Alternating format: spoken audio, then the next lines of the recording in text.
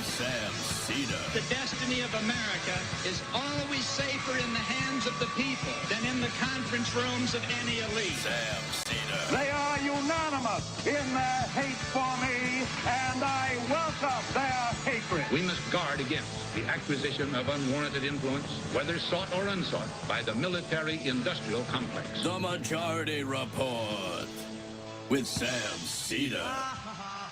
And I get the feeling you've been cheated.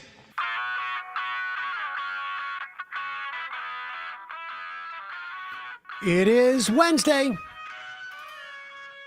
September 3rd, 2025. My name is Sam Seder. This is the 5-time award-winning Majority Report. We are broadcasting live steps from the industrially ravaged Gowanus Canal in the heartland of America, downtown Brooklyn, USA.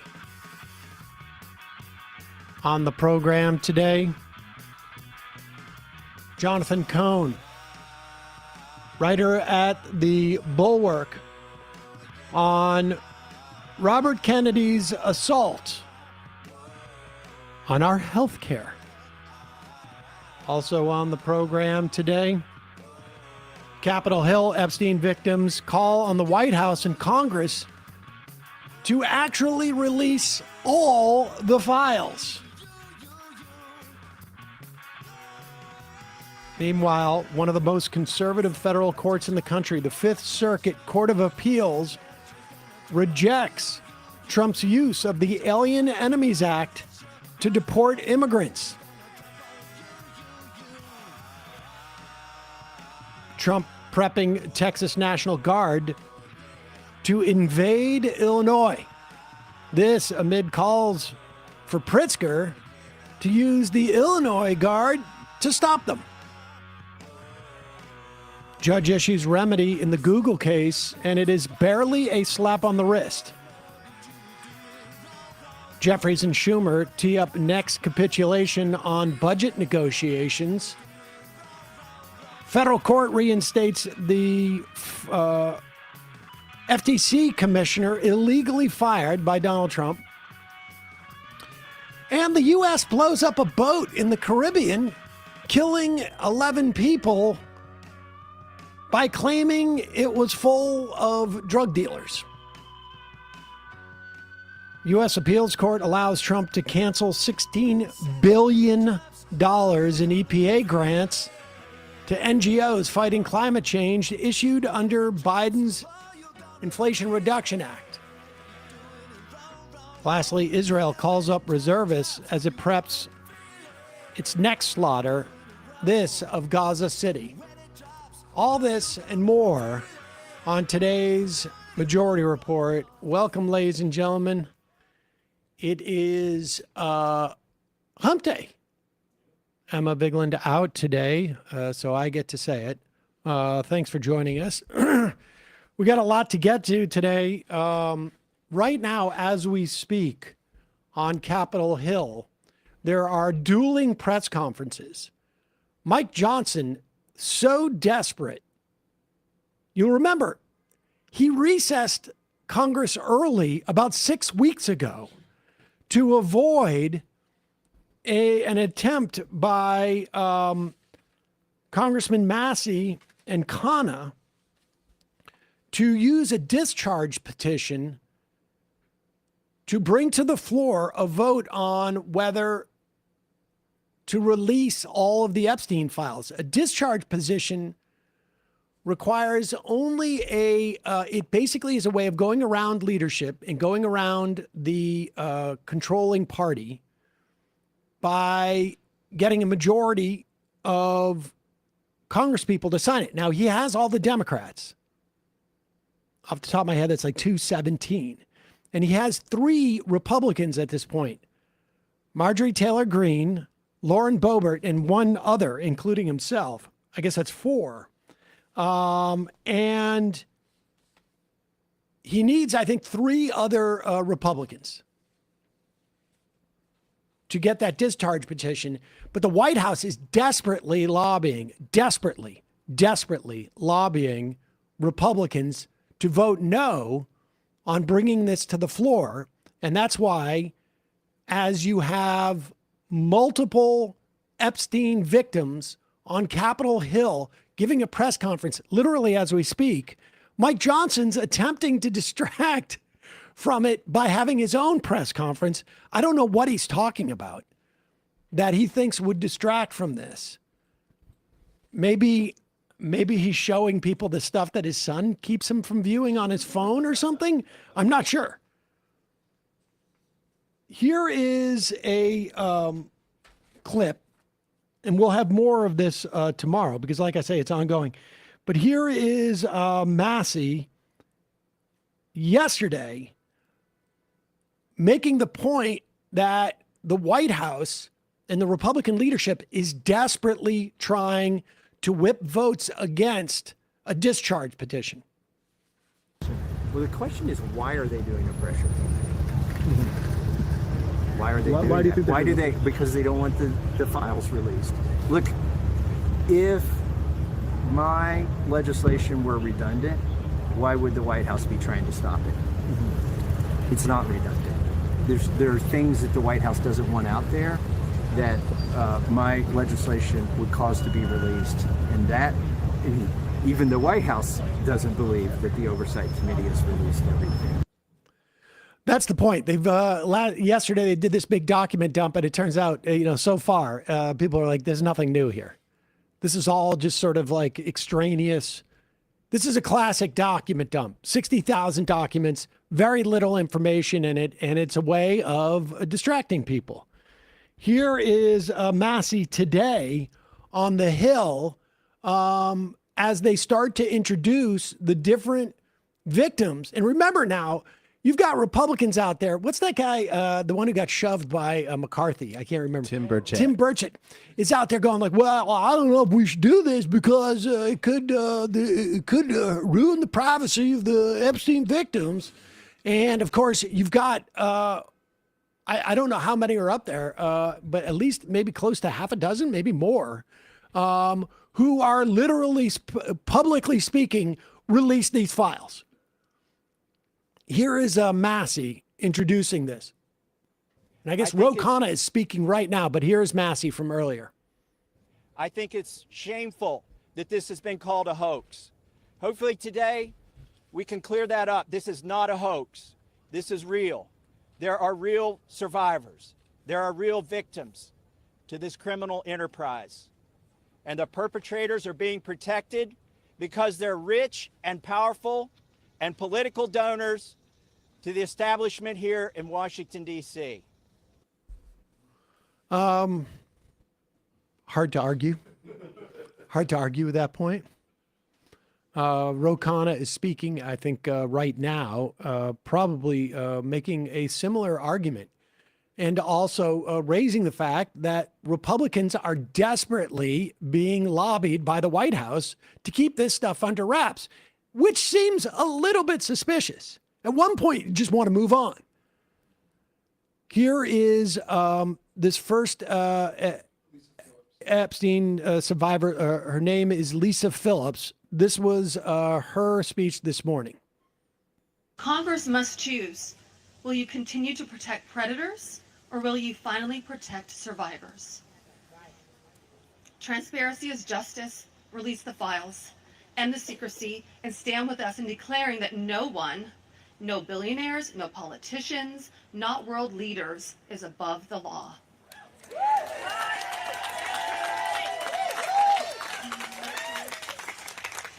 And let me announce now, several of us Epstein survivors have been discussing creating our own list of names. Yes. We know the names. Many of us were abused by them. Now together as survivors, we will confidentially compile the names we all know were regularly in the Epstein world. And it will be done by survivors and for survivors. No one else is involved. Stay tuned for more details on that.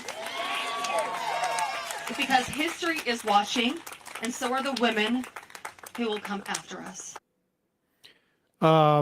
I imagine there's people probably within, I don't know, several miles of those speakers who are a little nervous about that. Meters. Yeah, meters, very well, possibly. Here is Marina Lacerda,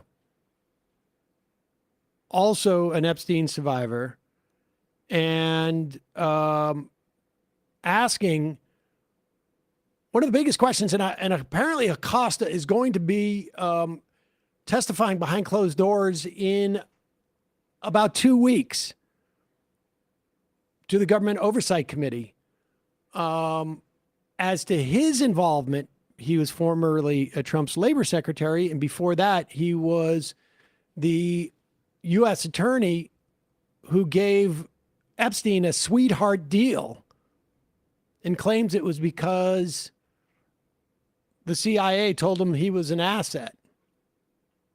He belonged to intelligence. That's what he was told. Or that's what he's told. That's what he's told us. That's what he was told by somebody, and who he was told that by is still unclear. Unclear. But here's Marina Lacerda. Worst part is that the government is still in possession right now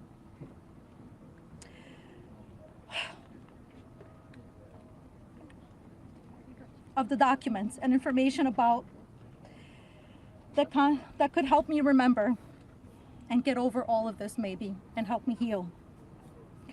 They have documents with my name on them that were confiscated from Jeffrey Epstein's house and could help me put the pieces of my own life back together. But I don't have any of it. And I know the same is true for many of these women.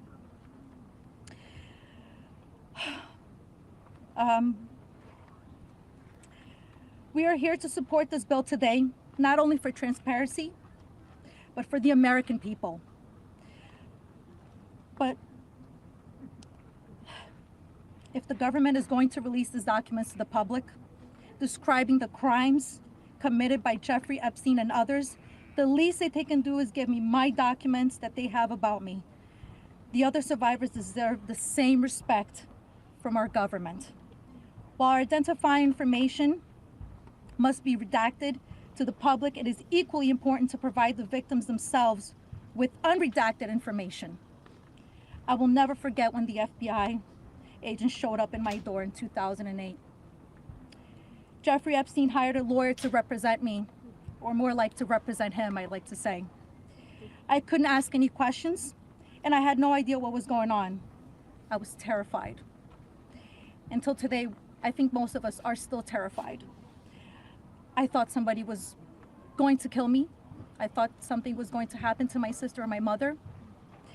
It went further out to even maybe thinking something would happen in Brazil with my family. And then one day, the lawyer said that everything was just gonna go away. Like nothing happened. I didn't need to testify. When I asked him why, he gave no explanation. That was it. So why? Why was I never called to testify then? We could have saved so many women. We could have saved so many lives from being abused. Why did he get away with it in 2008? Why was he able to go on in the abuse with hundreds of girls after the Florida investigation? The amount of courage it takes for these women to come out here is, I don't think, really most people can understand or appreciate. I mean, I think I feel like, you know, I can only appreciate how much I don't appreciate, don't understand how much bravery it takes to do this type of thing. Insanely chilling. And it really is. I mean, all we know at this point is that the White House is desperate to keep this stuff under wraps. And they've been having J.D. Vance call comedians and podcasters on this issue. They literally contacted Joe Rogan and asked him not to talk about it. I don't know what he's been doing. I haven't been following his show. Aliens and stuff. Has he not been talking about it? I mean, he's sort of moving away from it and avoiding the subject, I think. Well, that's because he's such an iconoclast. Nobody bosses him around. So we'll have more clips on this tomorrow. And obviously, you know, the more scrutiny on the Republicans, there are three right now. It's Nancy Mace, Marjorie Taylor Greene, and Lauren Boebert, who have signed on with Massey. And I think they need two more Republican lawmakers to sign on to it. And then the bill gets to the floor. And if the bill gets to the floor, presumably those people who voted to get it to the floor are going to vote for it, which would require the release of all these documents. But definitely worth, if you have a Republican congressperson, calling them as a Republican, I mean, look, as a constituent, this is not a partisan issue. You tell them, how could you vote against this? We're watching you. Mike Johnson's hoping that people are watching him on his, and I have a feeling they're not. Yeah. All right, couple of words from our sponsor, and we'll get to some of what's happening with the National Guard. According to Pritzker, the Texas National Guard is essentially staging at a federal building. Where is it? Outside of Illinois or something? And there's a real question as to,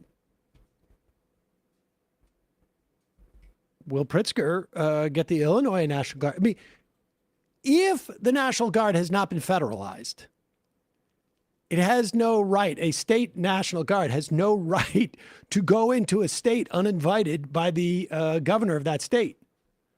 It's, for lack of a better term, an invasion. And Pritzker could activate the Illinois National Guard to stop the Texas National Guard. Theoretically, Trump could nationalize the Illinois National Guard, and it remains to be seen what that National Guard would do.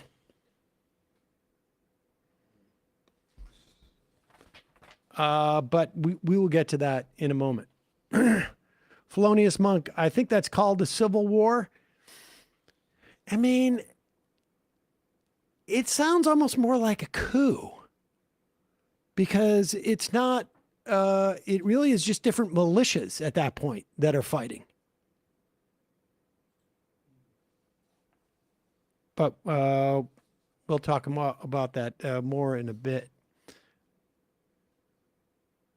One of our sponsors today, I've been using their product for about 10 years, largely because I didn't want my information to be public. And they've done a very good job of it, frankly. Delete Me. It makes it quick and easy and safe to remove your personal data online at a time when surveillance data breaches are common enough to make everyone vulnerable. And of course, the idea of doxing is always in the news.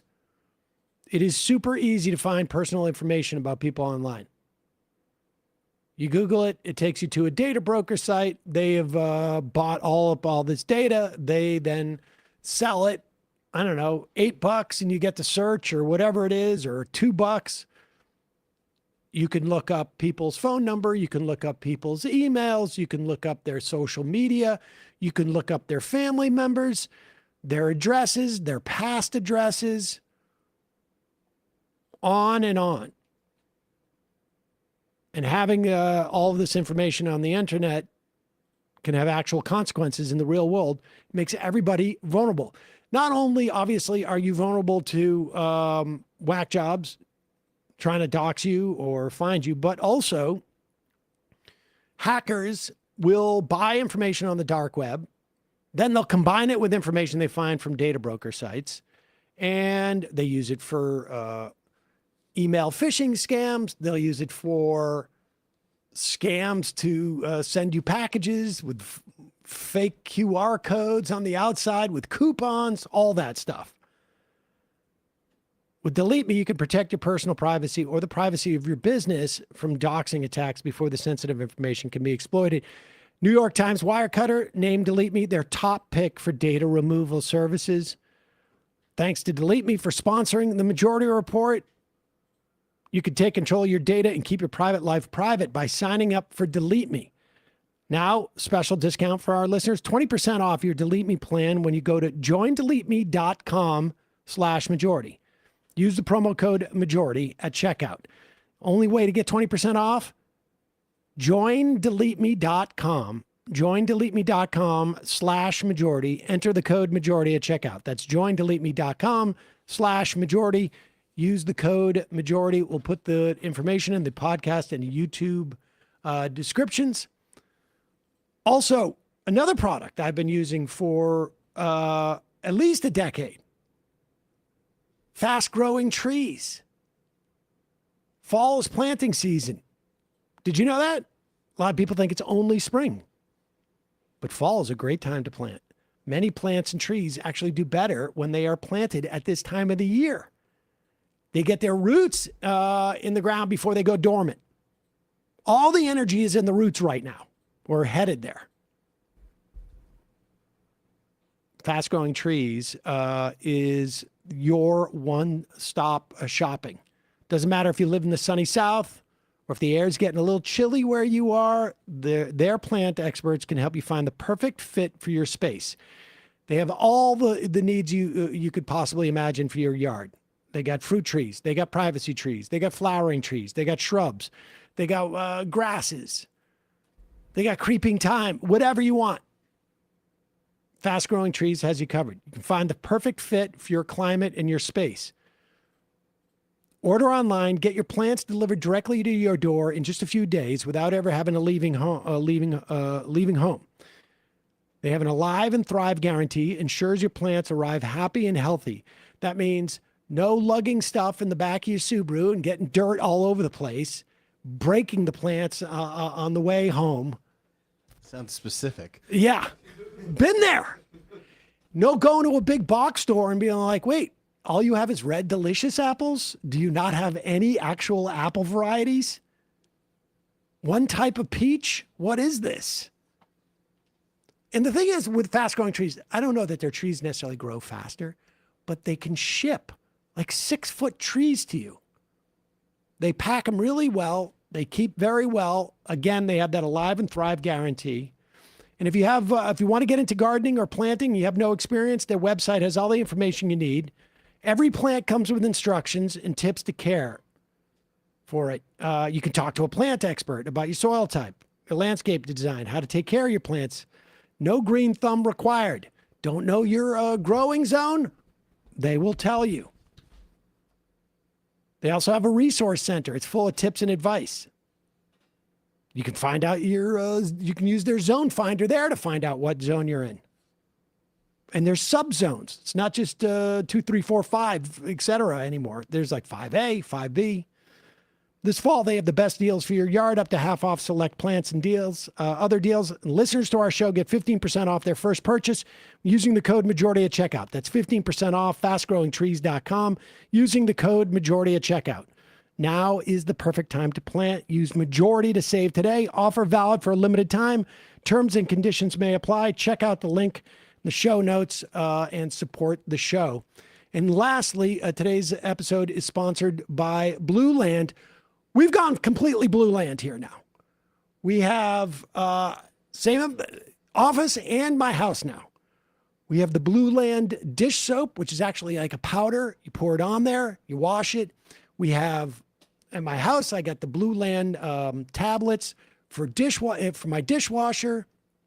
I've got the refillable spray bottles for windows and bathroom and just like the all-purpose.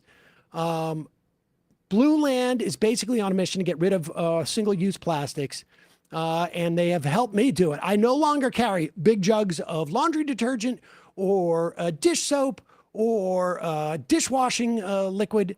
None of that stuff. All gone. And their refills are really reasonable. I mean, sort of on the cheap side, frankly. relative to the other products you buy. All their cleaning stuff works great. The dishwasher stuff works great. The laundry stuff works great. They got a toilet bowl bomb that you drop in and use that instead of like the liquid. It's all terrific. I've made the switch to Blue Land across all the cleaning products around my house. Their products meet the highest standards of clean. They're effective, yet gentle on my family, my kitty cat, my doggy, my planet. Blue Land was named an EPA Safer Choice Partner of the Year. From cleaning sprays and toilet bowl cleaner, dishwasher, laundry detergent tablets, Blue Land formulas are 100% microplastic free, made with certified clean ingredients, free from chlorine, bleach, and harsh chemicals that are safe to use around the house. I love not having to choose between the safe option and what actually gets my house clean. Check it out. Blue Land has a special offer for our listeners. Get 15% off your first order by going to blueland.com/majority. You don't want to miss this. Blueland.com/majority, 15% off. That's blueland.com/majority to get 15% off. All right. In a moment, we'll be talking, in about 10 minutes, we're going to be talking to Jonathan Cohn on, who's been doing some reporting both on what's happening at the CDC and Bobby Kennedy's plans to essentially destroy our vaccine system in this country. We will talk to him about it.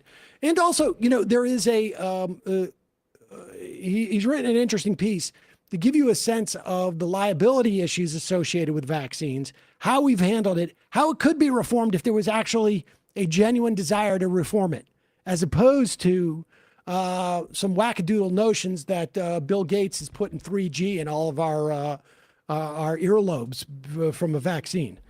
But we'll get to that in a moment. Meanwhile,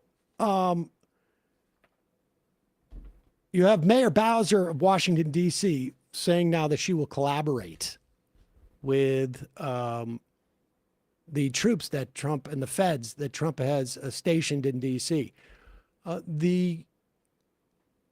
And Brian and I were talking about this earlier. She has no federal representation. There is no congressperson that she can go to. There is no senator that she can go to. She is in a very, very weak position in terms of what can be done and how she can push back. And while I would like her, at least from a rhetorical standpoint, to say this is no good, politicians hate to be on the losing side of things, particularly when it's guaranteed. And she is not in a position to have any say as to what goes on in that city. However, J.B. Pritzker is a different story, and he is also running for president in 2028, or very likely. And Gavin Newsom has provided him a floor as to how much pushback he's going to give. And he is, at least rhetorically at this point, significantly above that floor. Here's Donald Trump just yesterday tweeting out or truthing out, whatever it is, Chicago's the murder capital of the world, which fact check, not true. Not the murder capital of this country. And there's no special title like where you can be the murder capital of the world and not be the murder capital of the country. That doesn't work that way. Here is Pritzker. This is Pritzker yesterday saying that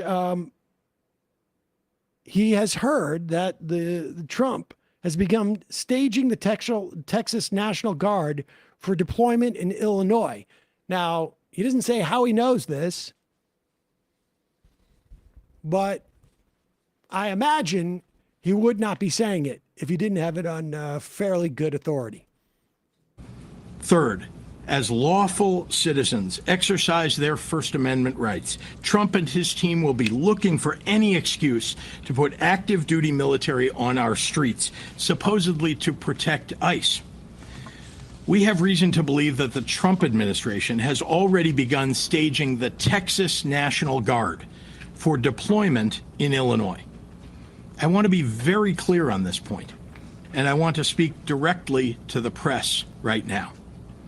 We know before anything has happened here that the Trump plan is to use any excuse to deploy armed military personnel to Chicago. If someone flings a sandwich at an ICE agent, Trump will try and go on TV and declare an emergency in Chicago. I'm imploring everyone, if and when that happens, do not take the bait. So it sounds like they realize there's a certain inevitability that there's going to be federal authorities, that ICE is going to come in. You can't really prevent them. Now, what Brandon Johnson has done is said, at the very least, they're not going to cooperate beyond their statutory requirements. Hopefully the police end up doing that. Chicago police don't necessarily have the greatest record of both listening to the mayor or really abiding by the law in some instances. They literally found black sites there just a couple of years ago. But what Pritzker is basically saying is that this is the two-step, right? They send in ICE. There are protests where someone throws a sandwich, someone calls an ICE agent duty head, and then Trump says we need to bring in the National Guard. And I think what Pritzker is doing, I don't know that he expects that he's going to be able to keep everybody from protesting, but at the very least, he is exposing what the playbook is. And this is important because then you start to watch it play out. Here is, this is what was that, number 2? Yep. This is number 3.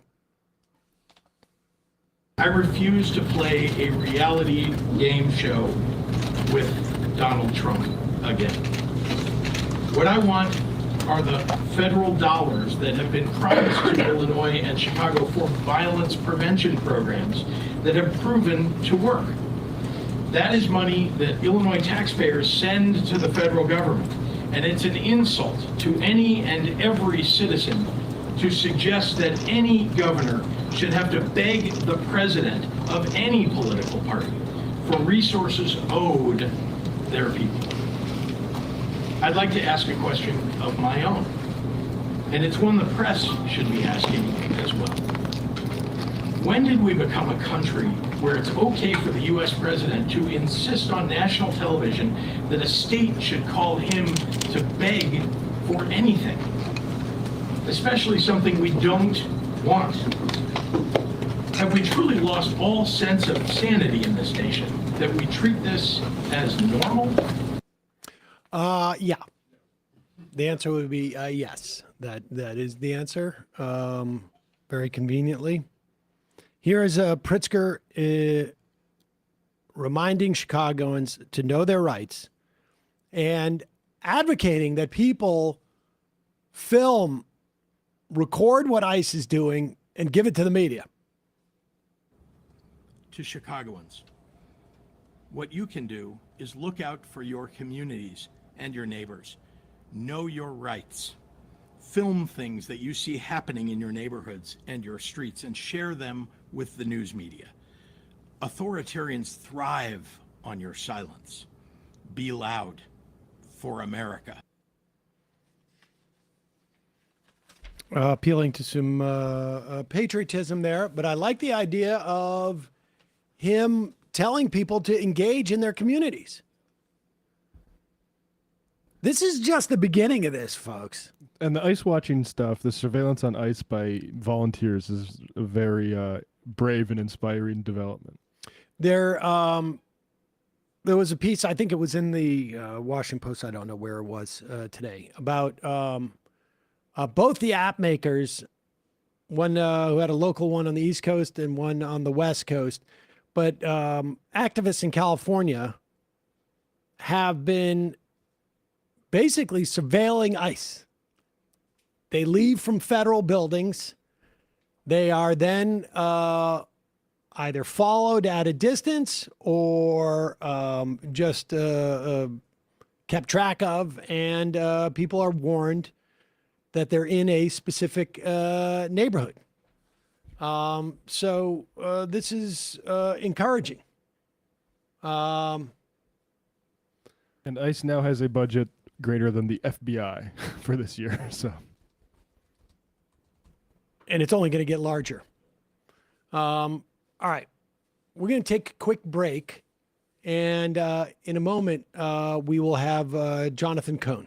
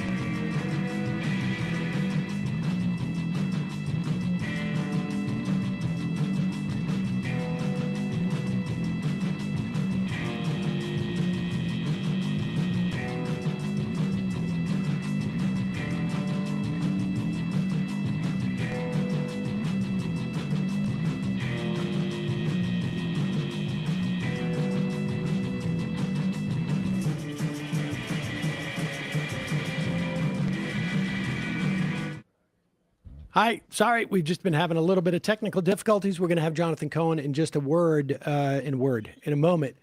In the meantime, I just wanted to update you on this. You'll recall last year, Google was found to have violated antitrust laws. The judge, Amit Mehta, no relationship, I would assume. It's Mehta, found that Google had violated law, saying that Google was a monopolist. It has acted as one to maintain its monopoly. It has violated Section 2 of the Sherman Act. Mehta also found that the Supreme Court mandated what he called the remedial objective in monopolization cases to terminate the illegal monopoly. However, after, I guess it was like 6-8 months, almost a year, Mehta came back in with the remedy part of his ruling and found that remedies designed to eliminate the defendant's monopoly, i.e. structural remedies, are inappropriate in this case. The DOJ was had asked to remove defaults that place Google as the search choice for most browsers.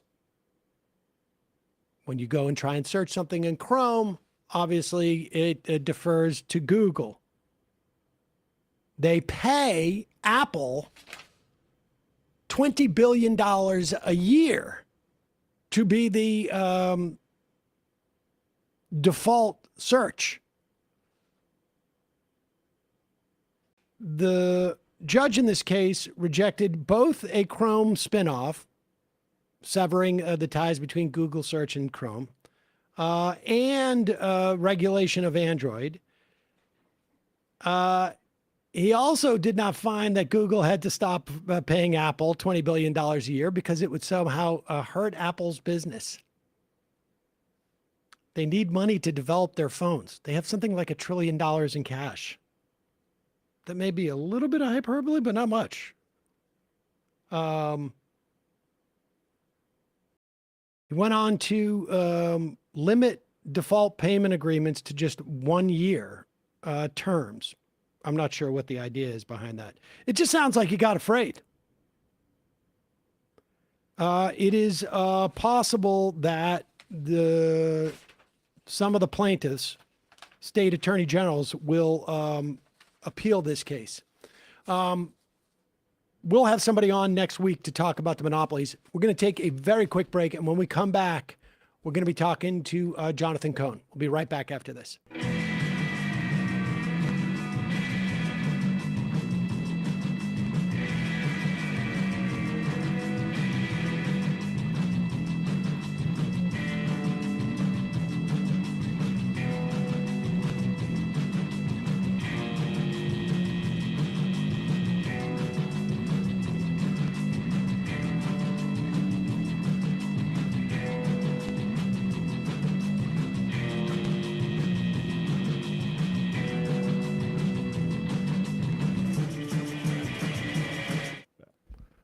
We are back. Sam Seder on the Majority Report. Emma Vigeland out today.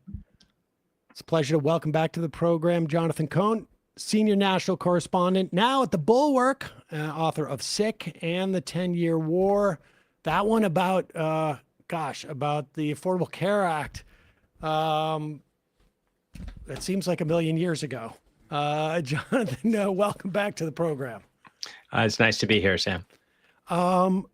Over the past week, we have seen the agency director of the CDC sort of get fired and then resign, and then 4 of the top officials at the CDC also resign. Just, I think today, 1,000 workers at the CDC wrote a letter imploring the administration fire Robert Kennedy Jr. let's talk about one of the things that came out over the past week was that over the course of the past 9 months, approximately, that Kennedy has been head of Health and Human Services. He's never consulted with the CDC about anything. Yeah. I mean, it's insane. It is. I think before, I think actually a good place to start, just as a general description of what is happening right now at the CDC, and frankly, not just the CDC, other agencies, but CDC, which is such an important, it's our command and control center for protecting our health. The way it's being treated, the way it is not being treated, the extent to which Robert F. Kennedy Jr., the most important health official in our country, has basically not consulting career staff, the experts there on such a wide variety of issues, is shocking. And the chaos we're now seeing there between the layoffs and the reorganization and the resignations and the firings, shocking. I mean, this is another universe from anything we've seen before. I mean, I've been doing this for a while. I'm a little gray in the beard here. I've covered Republican presidencies. I've covered Democratic presidencies. I covered the first Trump presidency. Nothing like this. This is completely dysfunctional government. And we have, I almost feels like a rogue HHS secretary running around making policy because he thinks it's right, surrounding himself with yes people who will go along with it. And everybody with expertise, everybody who has background in this, left and right. And, when we're talking about the civil service, most of these people are not political. They're just career civil servants trying to serve their country and keep it healthy, being shut out of the process. I was so shocked about this. And I will say that, full disclosure, and people know this, I hope, but I had worked with Kennedy on a radio program 10 years ago. Right. That's right. I forgot about that. Yeah. There are people who are more disillusioned about him than but I know those people. So I'm in that, some of that universe. And it is one thing to say that he has these conspiracy theories in his head and preconceived notions of who's at the CDC and what their secret nefarious agendas are. But the idea that he didn't even bother to go and spend half an hour over the course of 9 months, an hour, even a couple of days, to make that assessment in person, just completely ignore this entire agency as if it doesn't exist, is mind-boggling. And this is an agency that is the product of over 100 years of essentially U.S. health policy. Yeah, again, I've never seen anything like this. And, he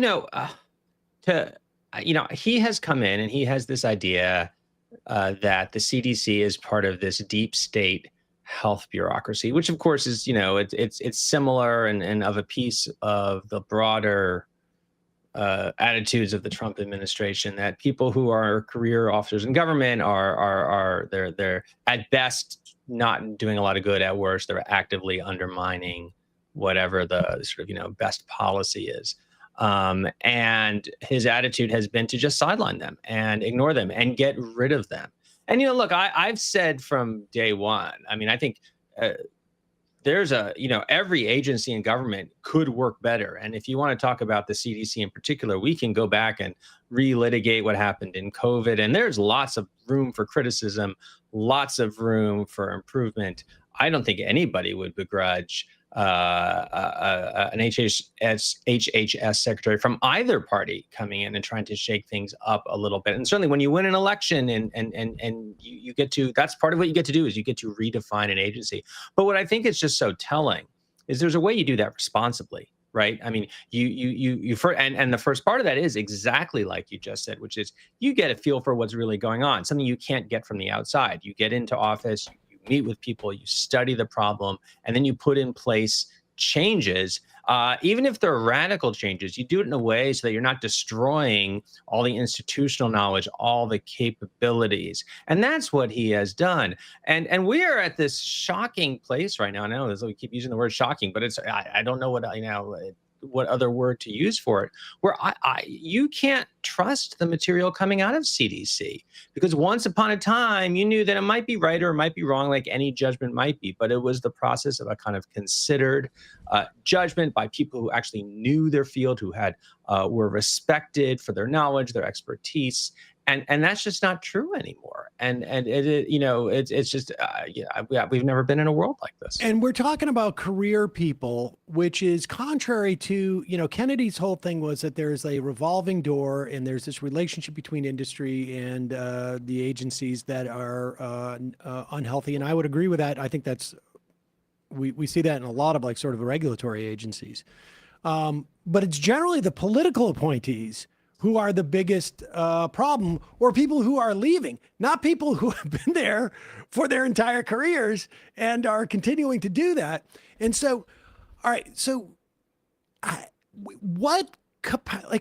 who's doing what the CDC does? I mean, it seems like they're not allowed to sort of keep track of what's going on. They weren't consulted about the measles outbreak that was taking place. They could still be apparently in Texas, it is sort of burnt out, but we don't know what's happening in contiguous states. We don't know, because none of this stuff is now being, to the extent that it's being recorded by the CDC, they're not allowed to publicly report it, is my understanding. What else has he supplanted? And then I want to get to the vaccine, specifically in terms of vaccines, but what other functions are superseding, I guess, the CDC at this point? So, I mean, it's hard to know, which is crazy to say. I mean, this is not how government normally works. We usually have some sense of how an agency works. We might not know at the detailed level of who's doing what, but there are offices and this is what they're doing. It's quite hard to know right now. This is not, this administration, again, not just HHS, not just CDC, the entire Trump administration. They don't put out memos saying this is they don't put out the reorganizational memos. They don't tell you what they're doing.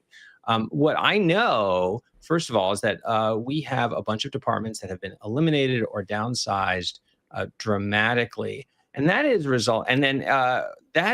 as a result of that, even the parts of CDC that are kind of, you would think, on autopilot. So these are the things that maybe Kennedy doesn't care as much about, like, helping cities and states with lead abatement, for example. These offices are so understaffed now, they can't respond quickly. And that's one of the most important roles that CDC plays, is as an advisor and kind of a big sibling to state public health agencies. State public health agencies, they're the ones on the ground frequently dealing with outbreaks when they first happen, or environmental toxins. You sort of go down the list, and they need expertise. They need manpower. Sometimes they need someone to just pick up the phone and sort of call on behalf of the federal government to make the wheels of bureaucracy or the private sector respond. And CDC, that's a really important role of CDC. Well, you can't get any of that done if there aren't people to pick up the phone or answer the emails. And that's what's happening at CDC right now, because they've been so decimated that they are just not responding. We saw this actually in the measles crisis early on. There was a story that one of those stories that I thought would have gotten more attention. It was in, I want to say KFF Health News, about how the people in Texas during the outbreak were saying it was really hard to get responses out of CDC when they needed help, when they needed expertise, when they needed advice, when they needed the federal government to kind of be the heavy and make something happen. They just weren't getting calls back. And it seems like it was a combination of A, there weren't enough people because they've been downsized so much, and B, there was this hesitation because it touched on measles, because it touched on vaccines, because there were these orders telling CDC people not to communicate certain things in public. There was hesitation. What can we do? What can we not do? What will be allowed? And it's just mind-boggling. I mean, this shouldn't be a left-right issue. It shouldn't be a Democratic Republican issue. It's public health. It's keeping people from getting sick and dying. I mean, there's nothing political about that. Well, I want to turn to the story you did about the vaccine industry about a week or so ago, because it seems to me that Kennedy has taken a very libertarian turn over the past 10 years. And just the concept of public health is, he has an issue with the concept of public health, it feels like. I mean, broadly speaking, will you just sort of, I guess, walk us through that notion of what public health is relative to when I go see the doctor, right? Because there's a different sort of calculus that's going on with public health than there is with an individual's health. Yeah. So, when I think of public health, there's a lot of different ways to describe it. But, when I think of public health, I think of threats that are out there, that are threats to whole communities or threats to the country as a whole, to the public as a whole, where we can address them best through policies. They may be policies that get at the underlying causes of disease or conditions or biological threats. We can be working together on being vigilant, watching, detecting them, so we know when something is happening in the aggregate. And then, of course, if something happens, if there's an outbreak, if there's a condition we see happening at a large scale, affecting large numbers of people, then we can start to respond. And it obviously requires medical knowledge. That's an important piece of that. What your doctor has, right? That's part of it. But there's a whole other kind of knowledge, a whole other skill set that is specifically involved in understanding how to watch, monitor, react to these sort of healthcare threats at a larger scale. And that is what CDC does and always has done. And what the people at CDC do, they're trained to do. That's a special kind of training you get. It's a special kind of experience you accumulate. And frankly, that's what's going out the door right now. And there's also, like, it seems to be a different sort of a calculus, right?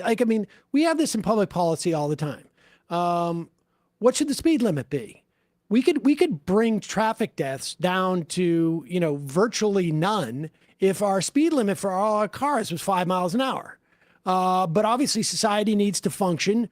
People need to get places, and we find some type of balance between the need for us to have transportation for food and for products and for individuals, and the potential that, tens of thousands of people are going to die on the highways because of the speed that people travel. There's a similar calculation in the context of public health, right? We can say that it is inefficient to have free colonoscopies at for everybody who's age 30. But at one age, it does start to make sense that, yes, it's going to cost money up front to have everybody get colonoscopies, but it's going to save money down the road. These are all the calculations. There are going to be some people who are still, had they gotten that colonoscopy at age 30, because it was mandated, would have saved their lives. But it's, as a society, we make the determination that we can't function as a society saving that.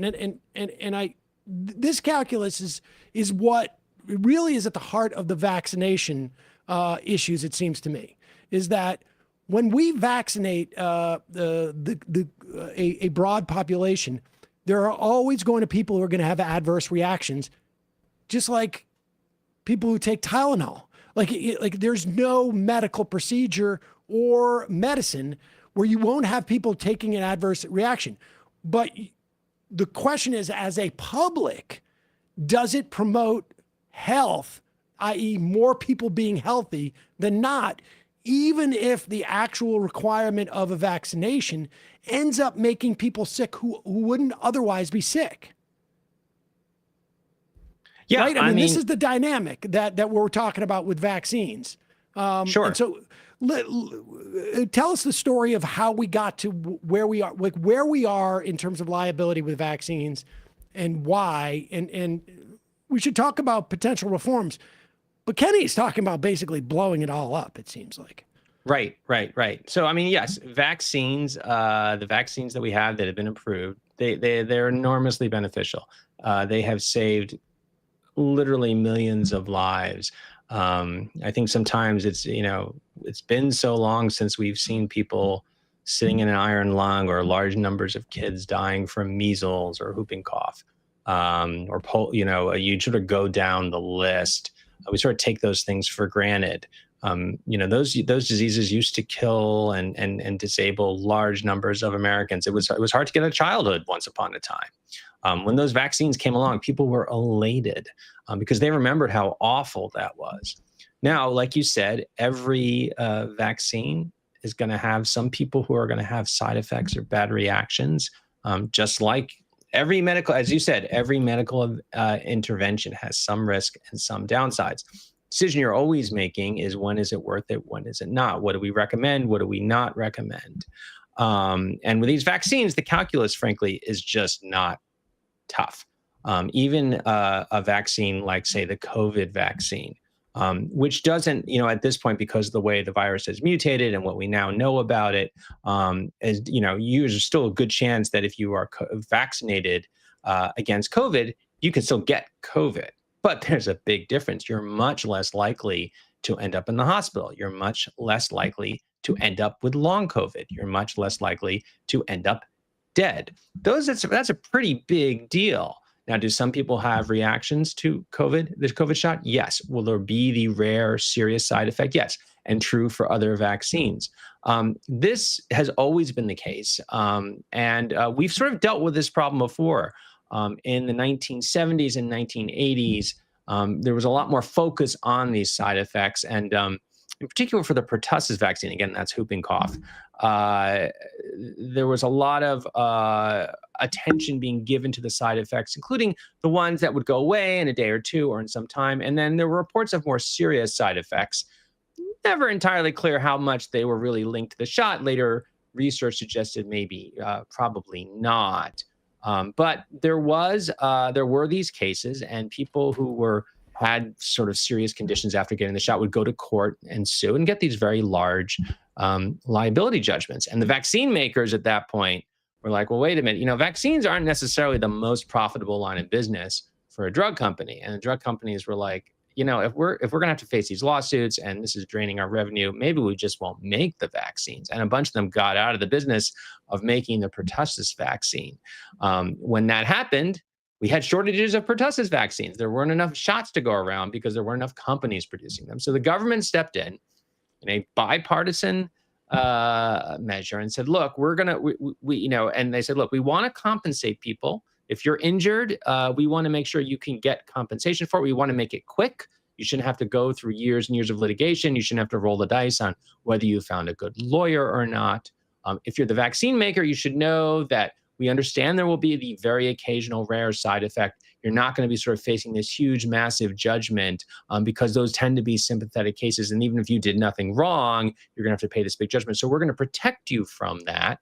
And doing this will then produce a steady supply of vaccines, which is what all the pediatricians want, what the public health experts want. So they created basically a no-fault system where you basically, if you have gotten a vaccine and then you have a certain, that's covered by this program, and you have a certain kind of injury you can demonstrate that happened afterwards, you get a payment, and you don't have to go to court and whatever. You can still sue for negligence, but it's hard to win that case. Yeah.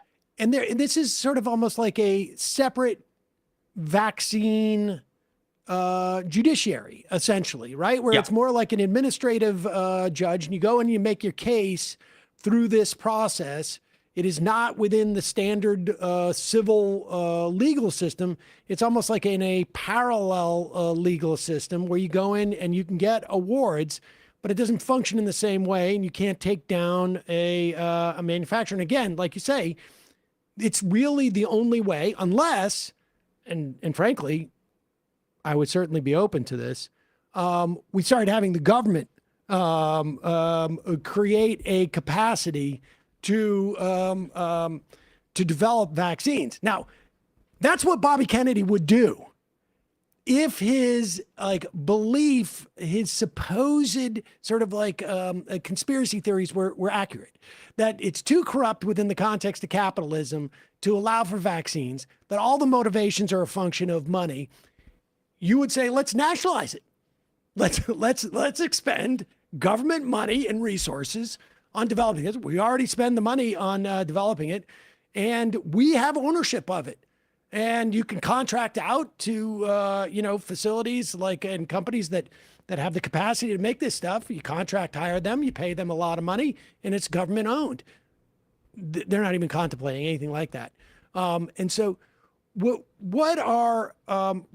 has happened to that regime over the years? That came in what, like the 80s, early 80s, or yeah, it was created in the 80s. It was created in the 1980s, and over the years, on the one hand, it has kept a steady vaccine supply, so it's met that goal, and it's kept a fairly, it's kept the vaccine makers in the market, so it's met that goal. It has not always done a great job of compensating people. There's a couple of reasons for that. It hasn't really been updated legally since Congress passed it, so the awards are not as big as they should be.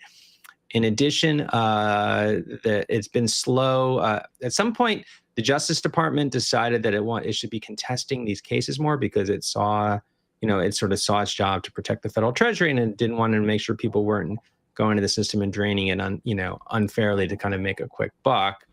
That is not how the program was intended to work exactly. If you talk to the people who were there, and there's been a concern they pushed back too much so that it is actually harder to get an award. And then in addition, they just haven't increased the staff enough to deal with the load as we've added more shots and more conditions.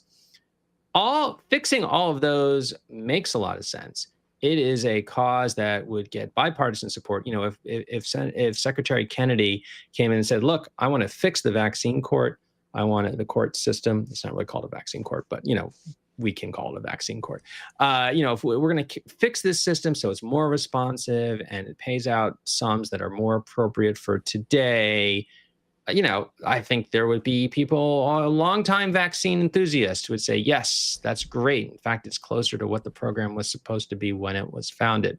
But that does not seem to be, I think it's fair to suspect that it is not what he has in mind. I say suspect because, as with so many other things he's done, he hasn't been particularly clear. But he has hinted strongly, and people I know who have heard about some of these discussions and all the scuttlebutt that's being reported is that he is looking more at changes that would really just blow up the system. And we sort of revert back to the pre-1980 system, at least for some of the vaccines. Or that he would create a system where it would run out of money very quickly. But one way or another, the guarantee to the companies that they could continue to produce without facing these huge liability threats that had once scared so many off, we'd be back to that system, and we'd be back to shortages again. And that is the concern, and I think there's good reason to be concerned. What's that? We should say that just, I guess, an hour ago, Florida essentially said that the state's going to eliminate all vaccine mandates. Yeah, I saw that.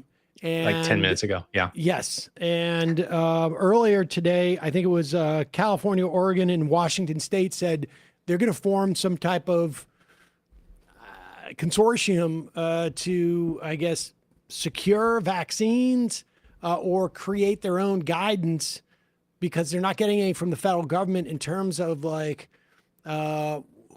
who is advised to get the COVID shot. And then I guess presumably any sort of future viruses, or maybe even the flu for that matter. What do we do if, like, I want a vaccine booster. I'm not 65 yet, a couple of years shy. But I want my vaccine booster. I want my COVID booster. I don't want to get COVID. I want my kid to be able to get a vaccine booster as well. Because I've seen the impact of long COVID, and I've seen the impact on, kids subsequent from getting COVID. The first time they get it, it's not a big deal. What do we do? Do I got to go to Canada? And is there going to be like vaccine tourism trips to like Canada or? I mean, it's it's hard to know. First of all, a lot is going to depend on things like what insurance companies decide to do, what they decide to cover for people who have private insurance. Obviously, for people who are on public insurance programs, that's going to depend on what the government says. It is not clear to me to what extent states will be able to manage vaccines within their borders as they want. I mean, there's so many layers of legal complication to that. But let's assume, for the sake of argument, that we end up with a system where, okay, the California, Oregon, Washington, they make sure that vaccines are available and they keep in place their vaccine regimes, and maybe New England does. California is important, right? Because we're just talking like this is a numbers game. Like at one point, a manufacturer will be like, it's just not worth our while to produce this small amount of vaccines. I mean, there was a Lyme, apparently there was a Lyme vaccine, I don't know, developed 20 years ago. And they just decided like, there's just not enough of a market for it. And so we're just not going to produce it. And, now Lyme has gone completely bonkers up in the Northeast. So I mean, let's assume for the sake of argument, and you're right, having California, having New York, those are big markets, so that presumably keeps. Let's assume optimistically for the moment that there's enough states that are sort of really still on board with vaccines, that the makers still stay in there, and so New England, the Northeast, West Coast, maybe my home state of Michigan, places like that, we still have vaccines, and most people are vaccinated. And let's then assume, though, that there are states where you see vaccine levels dipping, like we did in that part of Texas, like we might see in Florida. On the one hand, I mean, this is now the fact of life in so many things, right? With our social programs, we have Blue America, Red America, and they're very different. Problem is, germs don't stop at the border, right? So number one, that is only going to do so much good. But I also was thinking, just to give you an example, and when I think of sort of like who is vulnerable, I think there's a tendency to be a sort of libertarian, you were saying before, libertarian attitude. It's my decision whether or not to have a vaccine, and at some level, of course, it is. But it's not like that can't affect other people. So I'm just imagining I grew up in Florida. What's in Florida? Disney World's in Florida. Who likes to go to Florida? Disney World in Florida. Kids, how many kids want to go to Disney? Well, if you're an immunocompromised child, if you're getting cancer treatment, for example, and we have a world where Florida vaccination levels are, you better stay away from Disney World. You better stay away from the state of Florida, because just going to that state is going to expose you, increase your exposure to something you cannot fight off. And by the way, again, even if you don't go to Florida, you're still going to be at greater risk because, again, germs don't observe state borders, and there will inevitably be times, in airports and moving around where you'll get exposed to these things. So these things, that's kind of the world we might be headed to. It's a little bit terrifying. And I would say coming out of COVID, it's become very apparent to me that the tolerance this country has for hundreds of thousands of people dying, we've been talking probably since the Iraq War era. We certainly know that there's a tolerance for us to be involved in the killing of people thousands of miles away. But it was a little bit surprising to see the level of tolerance that Americans have for several hundreds of thousands of people to die, that were easily preventable over the course of a year or two. I mean, it feels like there's I don't know what that's called. Is it nihilism? I mean, or what? But I feel like it's going to take a generation or two of this type of regime for people to respond to it, because it's very hard. It's just so, it's not transparent. It's very difficult, I feel like, for people to see the implications of this when they're looking at a ground level. And when you have removed the aggregation function of the CDC that looks at this stuff and says, hey, look, there's 500,000 people who have died over the past 17 months who didn't need to die. When you don't have that, even that function, it feels like people are just going to go about their business and be like, oh, poor old Joe, he got whatever, the bug, and died.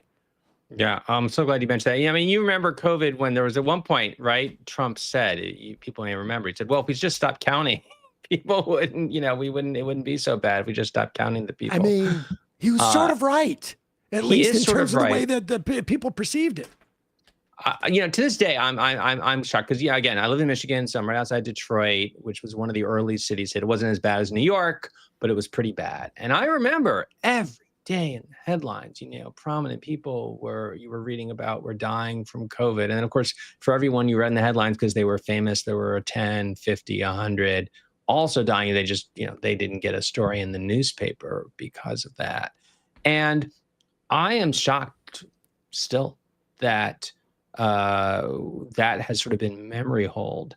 And I wonder sometimes, I guess, as you do, is it that people have forgotten, or they've just sort of decided it's okay that, we're going to live with that, that it's okay if large numbers of people die. And this does bring us back to Kennedy, because, when you listen to him talk, he's very big on this idea of often called natural immunity, that like, well, one of the problems with vaccines is that, it doesn't provide you with the same kind of protection. If you actually get the infection, you'll have longer lasting protection. It might even protect you against some other conditions. Now, number one, that is not a scientifically valid statement. There's, whether you get more protection or longer protection from a disease versus a shot will depend on all kinds of circumstances, including the disease, the shot, who you are. This idea that it sort of protects you better in the future against other conditions is like this speculative theory. There's really nothing out there yet to show that. But, let's even assume it were true that there was some marginal advantage to getting in terms of your future immunity, that you had better immunity, stronger immunity going forward from an infection rather than the shot. Well, the flip side of that is you're also a heck of a lot more likely to die from the infection, because you got to get the infection. What doesn't kill you will make you stronger, sure, but it might kill you. First of all, not always. What doesn't kill you does not always make you stronger. But even if it did, it also could kill you. Right. Is what you're saying. Yes. Yeah. I mean, I think it's if anything, there's a little bit. I mean, I'm not the first to say this, and I don't see inside the man's head, so I don't know what he's really thinking. But people have said this feels awfully Darwinist.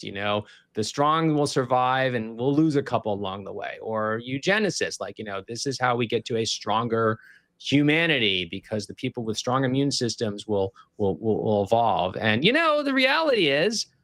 The reality is, because we've had all these advances in medical science, including right at the top of the list, vaccination, lots of people are alive today who would otherwise be dead. And they are people who have, weakened immune systems, or who have some kind of disability, or have some kind of underlying medical condition. These are the people who are saved by vaccines and all these medical interventions. I think that's great. I'm really glad all those people are here. You get the feeling listening to Kennedy that I'm not saying he wishes they were gone, but the way he talks sometimes, it does sound a little bit like, well, if we lose a few people along the way, everyone's going to, in order so we just let these infections burn through these communities. If we lose one or two kids here and there and a couple people die here, we'll be better off. Yeah. Yeah. I mean, it's reminiscent of both what like Ron Paul said. I think it was during the 2008 Republican debate about somebody who doesn't have health insurance, that they die on the street. They've made their own choices. This has a more sort of biological foundation for it. And, like I have spent probably an inordinate amount of time trying to figure out what has gone into at least. There has been, it's not a radical transformation in terms of Kennedy, because he's always flirted with this, with the anti-vax stuff. And to be fair, in 2003, 2004, there was enough of a question about thimerosal that it was removed from the vaccines. And then it turned out, no, this doesn't impact autism rates or anything. And, but I do think that part of it is he comes from essentially, aside from all the sort of like maybe psychological things that are involved in his childhood and growing up. I mean, there's a certain amount of trauma associated with that. There's also like an aristocratic air about the Kennedys, and you see it in the context of how many of them died doing things that they probably shouldn't have been doing. You don't fly an airplane at night if you don't have enough hours of training. You don't go glading through ski resorts if you're not that good of a skier. I mean, a lot of people in their family have died doing things. There were times where I was waiting on Kennedy to record something remotely, and it's, he was diving to disentangle a sea turtle from a net. Or he's picking up a roadkill, or a bear or whatever it is. I think there's a sense of like, survival of the fittest. And sometimes it doesn't work out. And that's being imposed on the entire society. And it's also ignoring that certain people get born into circumstances, not just that are biological, but are also environmental, that impact their health, that the whole point of a society is to protect them. And it seems like we're going to take a break from that theory for God knows how long. Jonathan Cohn, always a pleasure. Thanks so much for your time today. Really appreciate it. Yeah, thanks for having me on. Important topic.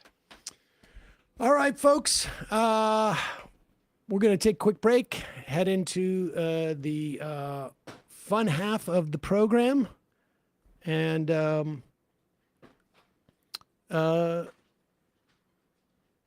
that's it. What's going on over there? Oh, we're gonna take some phone calls. I'm gonna take a quick break. Just a reminder. It just occurred to me that I was supposed to do that entire interview in the Bobby Kennedy voice. I forgot about that. It was the technical problems, and I forgot that I was gonna just you've been shit talking me, you jackass. You could have heard Sam speaking in a grating, impossible to listen to voice for 20 minutes. You missed out on it. And I wouldn't have said anything. I would just had him come on and just be like, John, it's a real pleasure to have you here. Talk about this very important topic. And Answer to the see question. how long he, like it would just look on his face.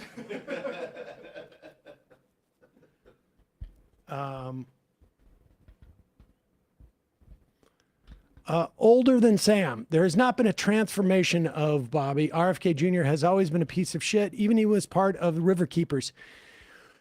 I'm not talking as a person. I am talking about ideologically. And it's maybe the case that he was paying lip service to a different ideology, but he was at least paying lip service to a different ideology. The shift specifically regards to like capitalism and environmentalism and the free market libertarian stuff. Like Totally. You can find very contradictory things from him like 10 years ago. Definitely. Just the notion of the commons in and of itself. I mean, when we talk about public health policy, we're talking about one element of the commons, right? The idea that that public health is a common good.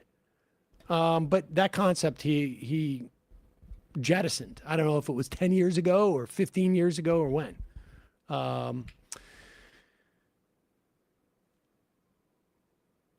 Just a reminder, it's your support that makes this show possible. You can become a member at jointhemajorityreport.com. When you do, you not only support the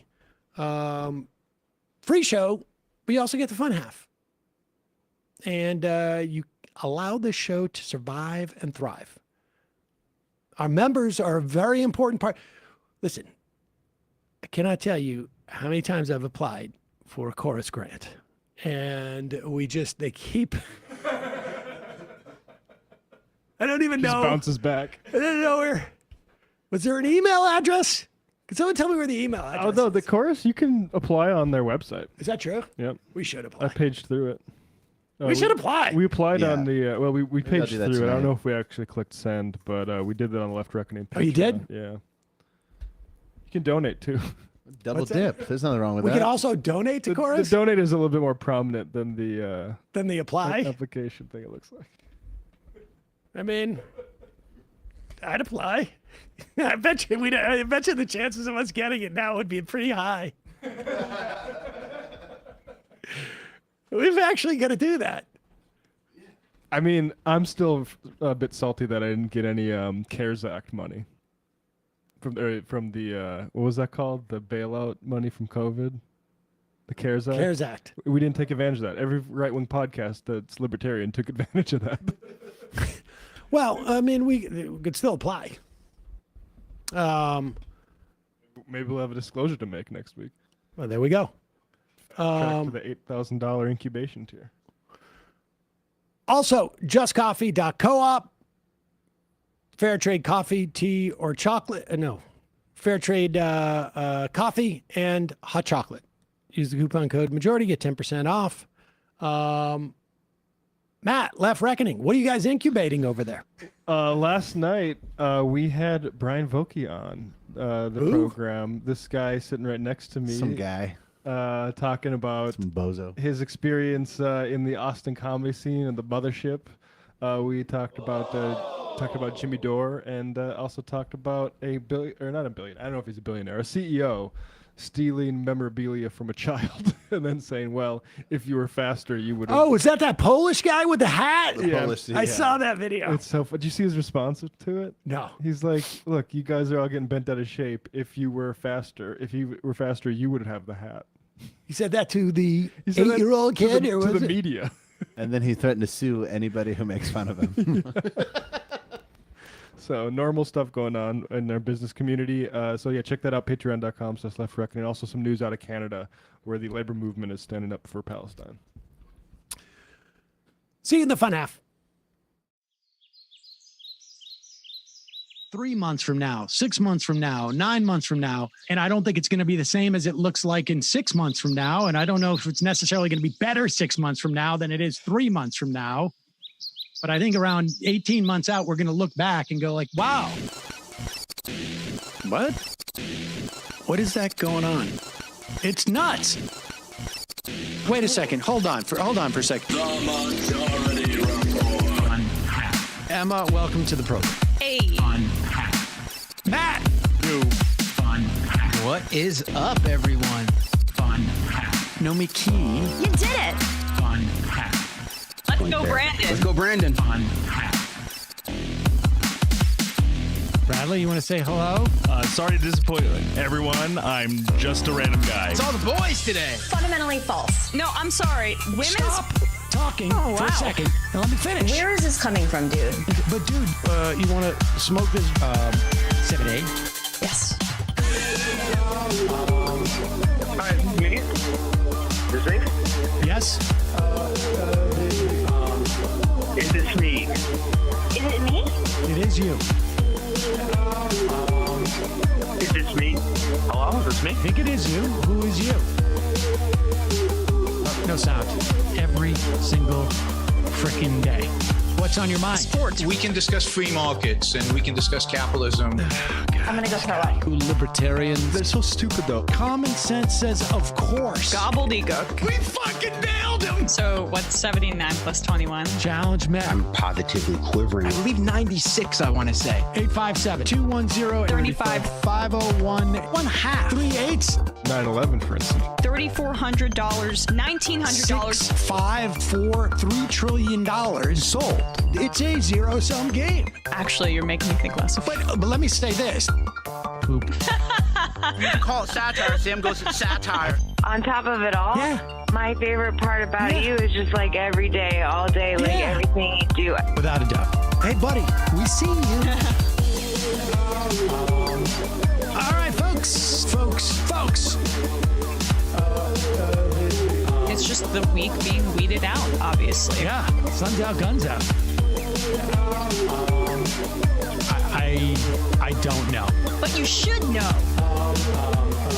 People just don't like to entertain ideas anymore. I have a question. Who cares? Our chat is enabled, folks. I love it. I do love that. Look, gotta jump. Gotta be quick. I gotta jump. I'm losing it, bro. 2 o'clock. We're already late, and the guy's being a dick. So screw him. Sent to a gulag? Outrageous. Like, what is wrong with you? Love you, bye. Love you. Bye-bye.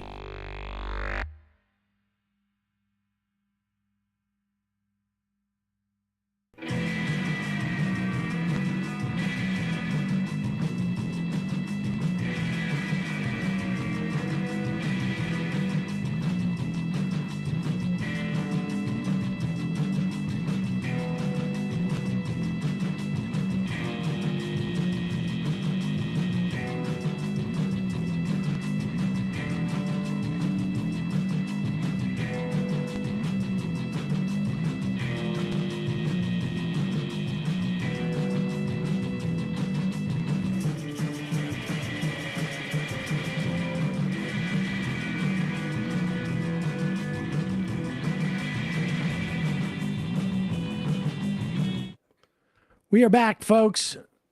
I want to take phone calls, but we can't get through to our phone system is down. Noel from San Francisco, can we get that piano riff back for the standby music? What was that? Piano riff. I don't know what that means. Ramona Frankenstein, Sam, I want to formally apologize for making you saying bussy yesterday. I also apologize because I'm not going to stop trying to get you to say that word because it's hilarious every single time. This might count as an elder abuse, but if that's the case, I'm an abuser. I'm sorry about that. I was driving Sushi with the Blood Boys. I was driving my kid to preschool yesterday, listening to the show, which we do most mornings, and my kid was excited to hear you were back from your break. Weird kid. Preschool? Yeah, that's crazy. Wow. Get him on Miss Rachel or something. Maybe a little bit older for that. Wait till that kid starts watching Bob's Burgers. They're gonna freak out. Wayward Leftist. Oh my God, it's Linda and Bob's anniversary. I remembered because 9 is divisible by 3. Center Spiral. Watch the Epstein victims speak. They're compiling their own list. They might confuse some, but people need to understand how important having leverage is when they're asking Congress to take action. I mean, that's the thing is that's why we're playing those 2 victims. The first one saying we're going to do our own list. The second one saying, hey, I would like to piece together how exactly I was victimized, and you have evidence for that. It really shows how ridiculous it is that, what's that guy's name that we said? It said like Burkett? The Burkett. This is about the privacy for the victims. When the victims are like, please, why are you holding on information that I would like to know about myself? Yeah, it's quite possible a lot of these or some of these victims, have either repressed a lot of the details of what happened or were either in an emotional or like physiological state of, maybe they were, there were drugs involved and whatnot and aren't aware of some of the specifics. That's why an actual investigation is important. Krusty Gnome, it's political now because there's a large contingent of Americans who will never trust medical experts again. I would argue that the reason why that's the case in the first place is because of politics. But do people forget this? But in the early days, like in the early days, like in the 3rd week of March, you had right-wingers going around with a microphone like, I don't see any bodies here. Dave Rubin. Was he in New York or in Florida? In L.A. He's walking around L.A. I think it was L.A. saying because there were people who were like going down to the going down to the refrigerator trucks in New York City and going like, I don't think there's anybody in there.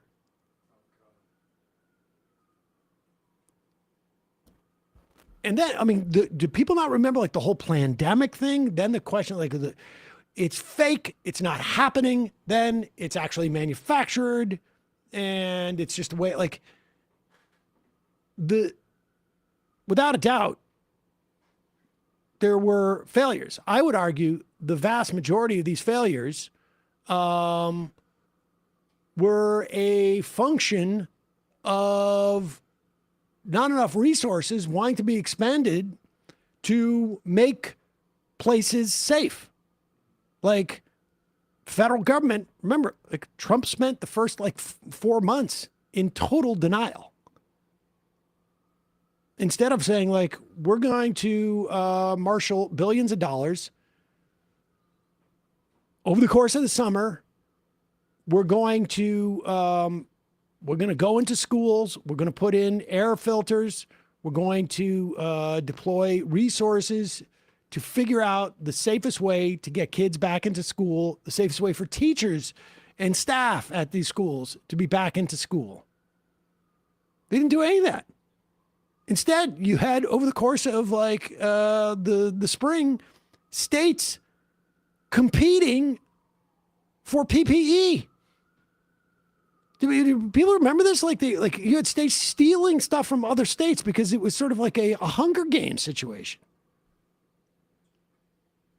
On this note of trust in medicine, Abdul El-Sayed was on with Ayman this weekend on MSNBC, and this was a really good answer about this CDC stuff and sort of what needs to be built up in the wake of all this destruction to these institutions. I think we're so often focused on what we're against rather than saying what we're for. And too often, those of us who have stood for science, we've had a really hard go of it because we've watched as corporations who we entrust to make things like vaccines and pharmaceuticals that people need and deserve, they have too often written the rules that regulate them. And that's meant that our healthcare is out of reach. I got to be honest with you, during COVID, we're asking people to take a vaccine for a disease that didn't exist a year ago, but then they can't afford insulin, which is medication for a disease they know they have. I think we have to recognize that the trust in public health has to also be trust in the healthcare system. And what that means is that we've got to make it easier to get healthcare in the first place. So I want to be going out there saying, hey, look, in a healthcare system where no matter what you do for a living, if you're working at all, you can go and get health care, even if you've been laid off of your job, and you don't have to worry about falling into medical debt. And by the way, when there's a new pandemic, here's a new medication we created that you can take to protect yourself. But when you feel locked out of the healthcare system, like too many people do, then when we come to you with a new medication that's for free for a disease that didn't exist a year ago, you're probably less likely to trust us. And so there's a reason as a public health official, I wrote the book on Medicare for All, because I know that if we're not serious about guaranteeing every single person in this country access to health care, then we're going to continue to lose the battle for hearts and minds when it comes to public health too. I mean, it makes total sense. If you have a Medicare for all type of system, you're going to have more of the population have a relationship with the doctor. And they're going to have a much better perspective on this stuff. And it's not going to be one where you're like worried about like pickpockets. Exactly. Taking $500 out of your next paycheck. A for-profit medical system is, turns out, in the case of like an extreme public health event, turns out to undermine people's confidence in public health.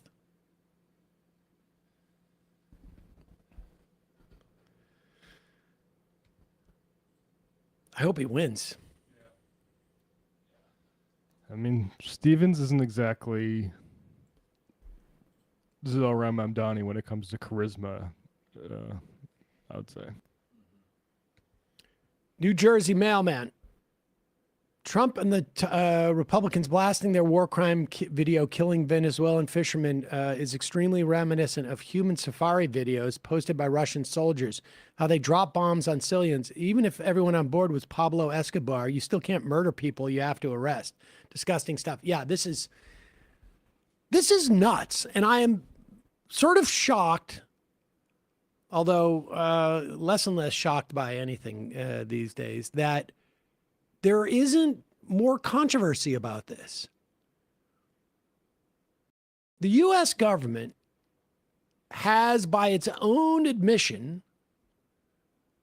murdered 11 people who were in a boat in international waters,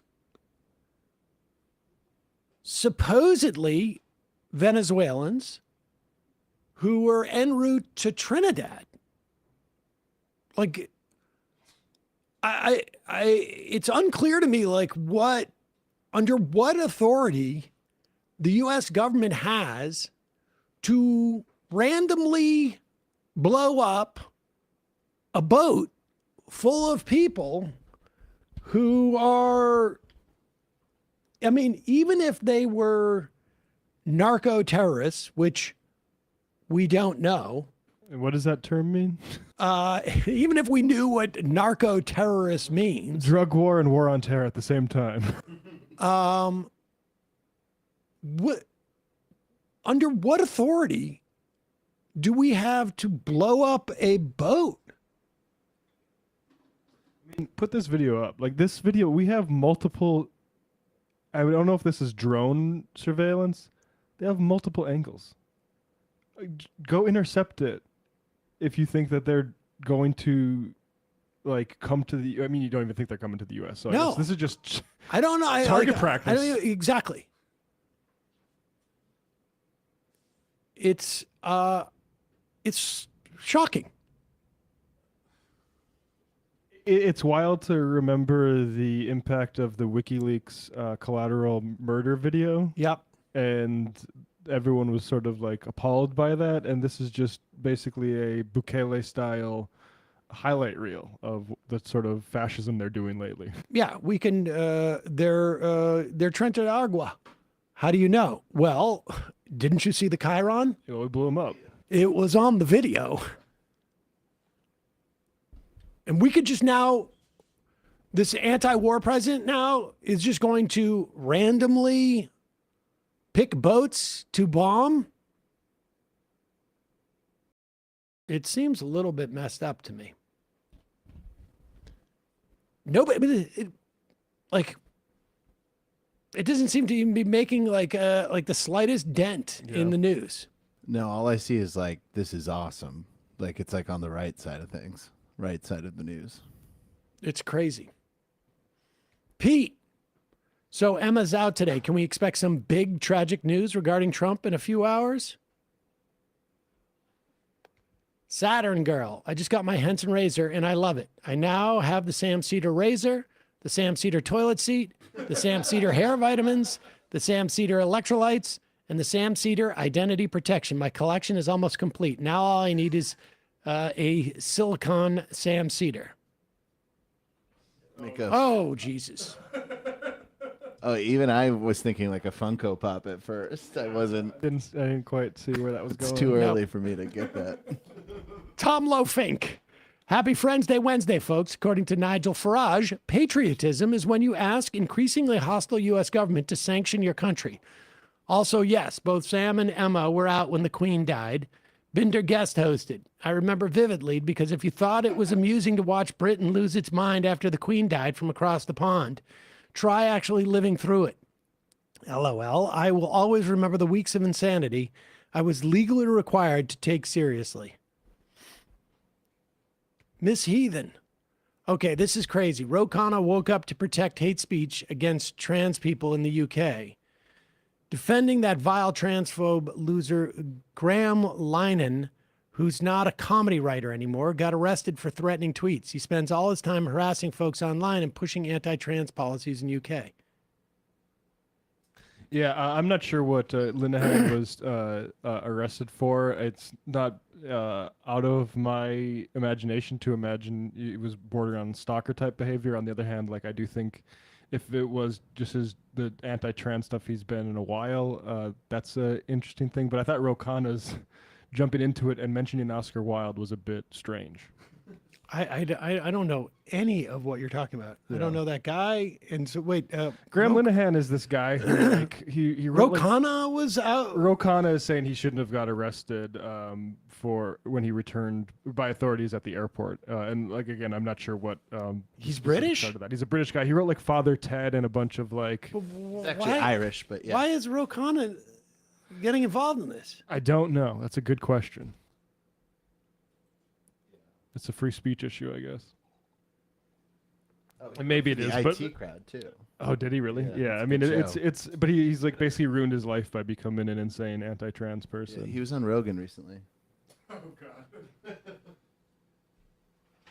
God. Felonious Monk, how about military reserve in Illinois? The National Guard is attached to the governor, but CNC has control of reserves. But I don't think you can, posse comitatus. Al Conniption, I heard Greg Stoker should be on your show tomorrow live from the U.S. Veterans Boat as part of the Gaza flotilla. Great political and media strategy they put together as part of the flotilla. Thanks for everything you do. Is that the case? Yeah. I don't think it'll be live. I think it might be slightly pre-recorded in the morning just to make sure the tech. Oh, right. Talking to a flotilla is okay. Hopeful one.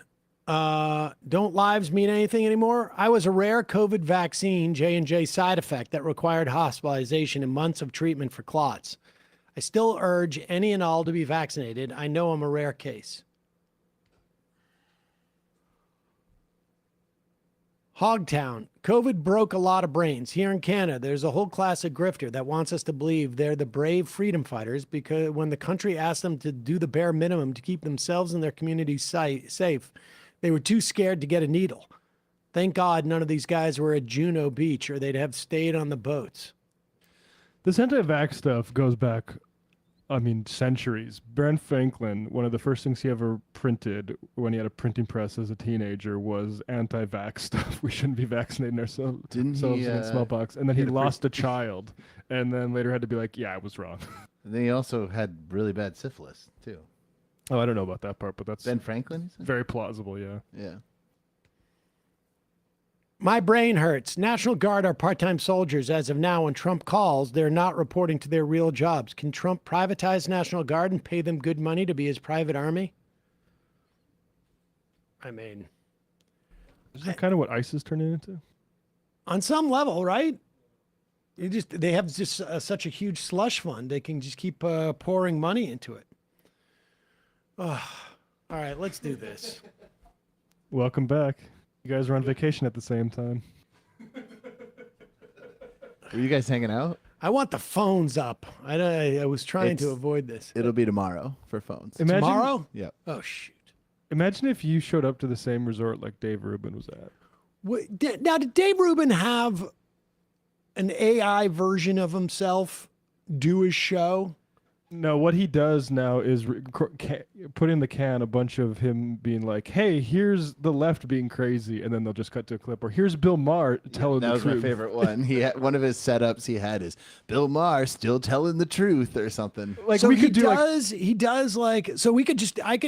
so for our vacation, I could do like, here's Dave Rubin being an idiot again. Exactly. Or here's Tim Pool not knowing anything. You're not going to believe the absolute BS Tim Pool is spewing. And that's like a 5-minute clip, 4 minutes of it being Tim Pool. And then it just cuts to a random AI generated clip, or just he's got other people somebody working. clipping it. Yeah. So what's the AI part? I thought there's no AI part. I thought there was a story about that I saw. Let me look this up. Not that I saw. Where was that story? I thought there was a story about him. He would be smarter than Dave Rubin, though, so he can't do that. Yeah, he would come back and people would be like, what happened? You have a grasp of the facts. It seems like you've read the whole article. Exactly. You're right, though. I have to look into this. An AI clone of Dave Rubin is taking over his YouTube show. He is a role model. Yeah, I'm not gonna knock him for that. We are just days away from that. I don't want to set up the hypocrisy, you know. Exactly. No, that's smart. We're not going to judge. But to welcome him back onto his program, what's her name? Jillian Michaels. Oh, You know her. Yeah, no, I know her. I was on Pierce Morgan with her, and she was the one who said like this USAID thing is just a straw man or some type of canard. There was an article today that in Africa you're already seeing children dying of lack of vaccination programs and AIDS because of the rollback on this money. Lancet Medical Journal anticipated 14 million people to die over the course of the next 5 or 6 years because of the lack of U.S. funding. Now, on the upside, we've seen the explosion of freedom that has taken place without this money being injected into Africa. Right? Wasn't that her argument? Was that like it's used to debilitate their development of sustainable food situation? Now, I have no doubt that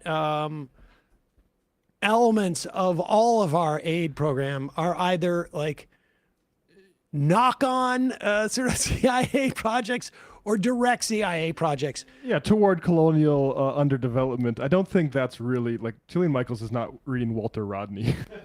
I mean, there may be. I'm willing to be charitable about that, but the fact of the matter is, you're still saving lives, and if you want to reform the system and just keep the saving lives part, I'm totally down for that. Yeah, you have to figure out how to do. But the idea that that's what Donald Trump is interested in, I'm sorry. Tell me again how he's not a foreign interventionist when he's literally bombing boats in the Caribbean between Venezuela and Trinidad. But here is Jillian Michaels with Dave Rubin. I think he's bringing her on as like a co-host or So something? he does this every year when he comes back. I think he had Ben Shapiro and Jordan Peterson do it previously. Like, catch me up with all the news that I didn't read, because of the one time of the year he doesn't pay attention to the news is when he's on vacation, apparently. So Nancy Mace launched a bid for governor of South Carolina, and Marsha Blackburn announced she's going to run for governor in Tennessee. And yeah, there's no video on this. It's just like, what I don't love is, Marsha Blackburn's not for gay marriage. And Is she not? I've interviewed her a couple times. I don't think so. I would bring it up with her next time. I think she's Oh, you know, not. who's still on vacation is his sound guy. Especially when it's the topic of gay marriage. Yeah, exactly. Yeah. I'll bring it up with her next time I see her. Aggressively not. Bring it up with her next time. I think she's not, and pretty aggressively not. Look, In 2022, Mace was among 47 Republican representatives who voted in favor of the Respect for Marriage Act, which protects. So unless he's been on vacation since 2022, This is about and he's Marsha AI this whole Blackburn, time. though. Oh, this is about Blackburn? Yeah. Oh, okay. From Tennessee, which I'm sure is the same thing. Yeah, I'll look up her. And pretty aggressively not.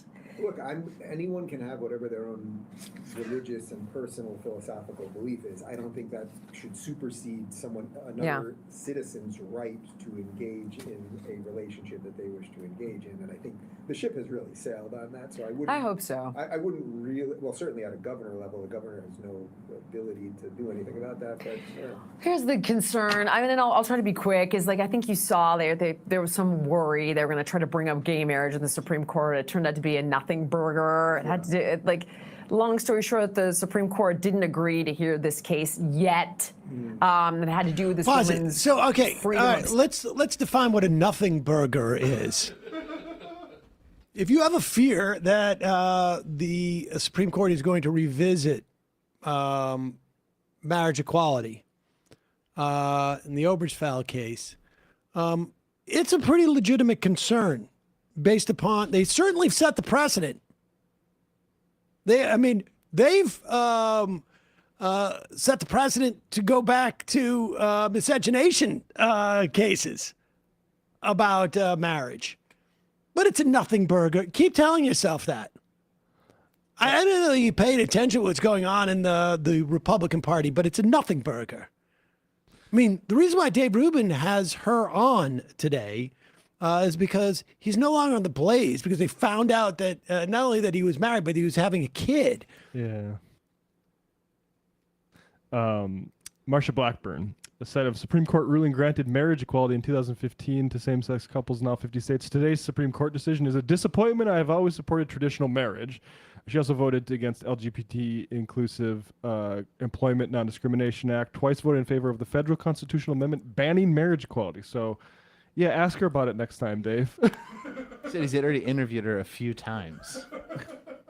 Never came up. I missed that.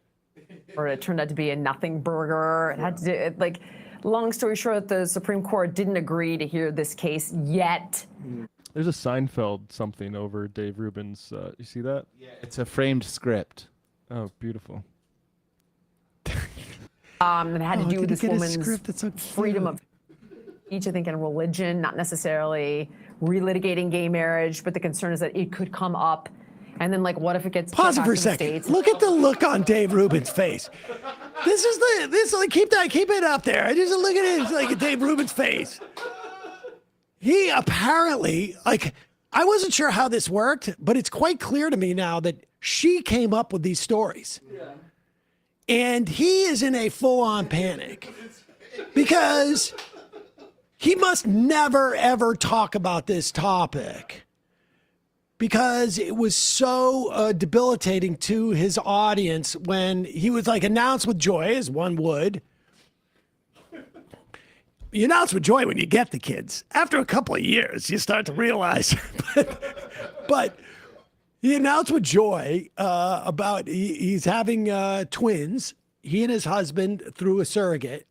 And his audience just completely attacked him, and Glenn Beck had to attack and create distance between them.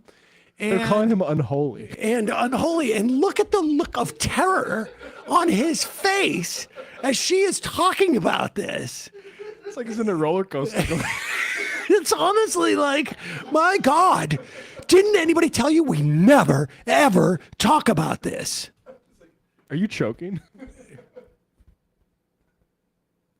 To hear this case yet. It had to do with this woman's freedom of speech, I think, and religion, not necessarily relitigating gay marriage, but the concern is that it could come up. And then, what if it gets kicked back to the states? And if it does, what kind of influence? At the end of the day, we have equal protection under the law that's guaranteed in the Constitution of the United States. Marriage, in and of itself, is not in the Constitution. So if you're going to say that straight people can get married, then gay people can get married. But all right. Let's not talk about this anymore. Here we go. August 11th, it was revealed that a former Democrat Intelligence Committee staffer turned whistleblower told the FBI in 2017 that Adam Schiff personally approved leaking classified information on Russia to smear President Trump. We probably should have had this earlier, but there you go. Look what magically got we fixed after this topic. The sound came back on? Yeah. The producers working furiously in the background, but kind of a nice save to not have to say that with your full voice about the, the Constitution. What did Thomas Jefferson think about gay people? We could keep going. We can keep going. Exactly. Dave from Jamaica is he's calculating the drop in subscribers. Yes. You could see the numbers dropping. I'm going to look into this AI thing, though. What else do we have in terms of sound? I'll read some more IMs here. Oh, what is this? Oh, yeah, let's just do this. This is really strange. You know that there's all sorts of construction going on at the White House. Beautiful ballroom. It's still a little bit weird that this is the way that they would do getting rid of construction materials.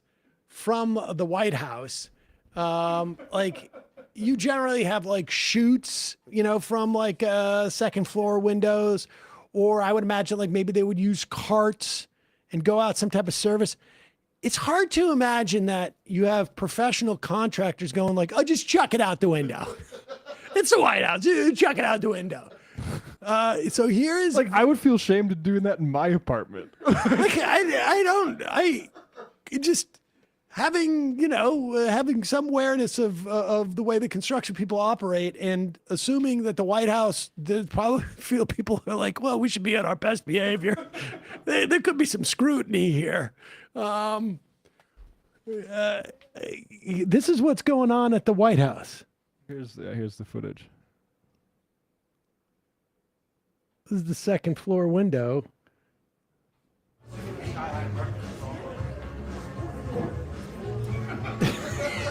It does not look like construction. It's like someone just threw out a cat or something like there. Oh, somebody there, right? Right now, right? Oh, there you go. You got it? You zoomed in? I mean, was that 2 bags or just 1 bag? If this happened when Biden was in the White House, That's crazy. I know we're going to get a whole TV show. they would have such a developed theory about what this means. Oh, yeah. No, it's Hunter Biden throwing out a whole bag of meth or something. That's a bag of laptops. And they throwing out something else. This is Melania throwing out like her boyfriend's clothes before Trump. Was there comes something up. else that comes out? I don't know what that is. It's strange. But, I mean, who knows? I mean, I can't even What is imagine. it like around that? I mean, hey, who knows what's going on there? But somebody asked Trump, and I think, It was, Peter Ducey. and Peter Ducey asked this question. And I think the idea is that, like, Trump's, at this point, we know the White House, all they've been doing is lobbying Congress not to release the Epstein files. And so you've always got to have a backup plan. What if they do? Well, of course, you're going to say that it's fake. And what is Grandpa's way of saying something's fake? There we go. There is a video that is circulating online now of the White House where a window is open to the residents upstairs and somebody is throwing a big bag out the window. Have you seen this? No, that's probably AI generated. So Actually, you can't open the windows. You know why? They're all heavily armored and bulletproof. a fake video. Well, it's got to be, because I know every window up there. The last place I'd be doing it is that, because there's cameras all over the place, right? Including yours. No, but every window. Pause it for a second.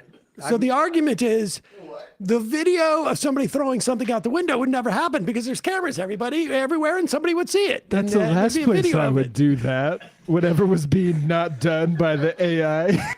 Where's the first place you would do it, Mr. But do what, Mr. President? I mean, you clearly know what was happening. Here's the strangest thing about it. Like, why wouldn't you just, as the president of the United States, like, I honestly have no idea what you're talking Yeah, about. they're probably doing construction. I don't know. Maybe somebody changed his diaper. This was like the question that they asked him yesterday of like, have you heard the rumors of you dying? No, I haven't heard it at all. Of course, I heard him to an extent. I but mean, not I like like that. it to some extent. I heard it. Like I heard that, like they said I was dead, and that I was reading that they said I was dead, and I wasn't coming out, and I had bruises on my hand, which of course is not true.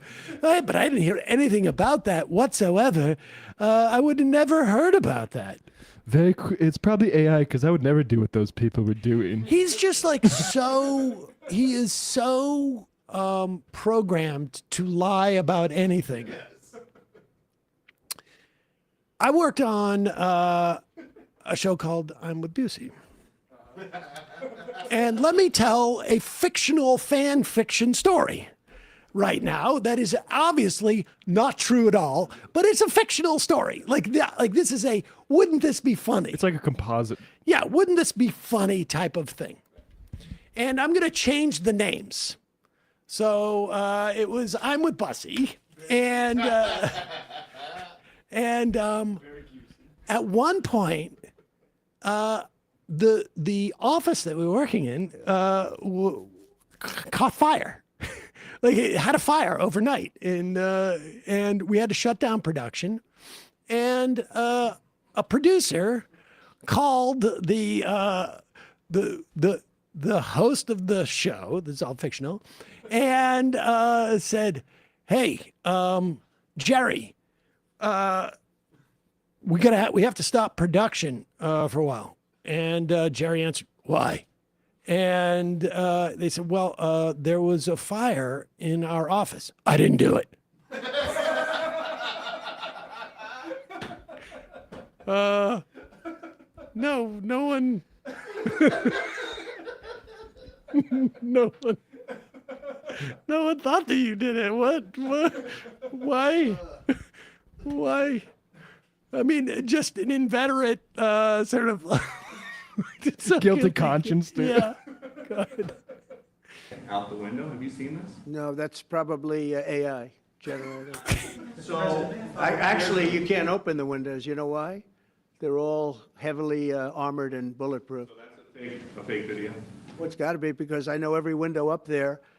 The last place I'd be doing it is that, because there's cameras all over the place, right? Including yours. No, but every window, I've never seen a window that's, in fact, my wife was complaining about it the other day. She said, "Love to have a little fresh air come in, but you can't. They're bulletproof." And pause it. What do you think the actual, the that's just a paraphrase. The actual thing is like, you smell like shit. You smell. I don't want to be here. You smell. Like I can smell your rotting flesh. She's like, "I need to go get some air. I need to get some air. Don't want to be in here. You're making me sick. I'm going to Florida. I feel sick to my stomach." I would jump out of this window. I'll be in Wasn't Italy. heavily armored. Where they have air. Number one, they're sealed, and number two, each window weighs about 600 pounds. You have to be pretty strong to open them up. No, that has to be. Where was the window? Let me see. Is this really happening? For people watching, Ducey has now come up to the podium and is showing him his phone screen. You know, it would be fascinating if Ducey worked for a news organization that could actually attempt to assess the validity of this instead of asking the president, "Hey, was somebody throwing garbage out the window?"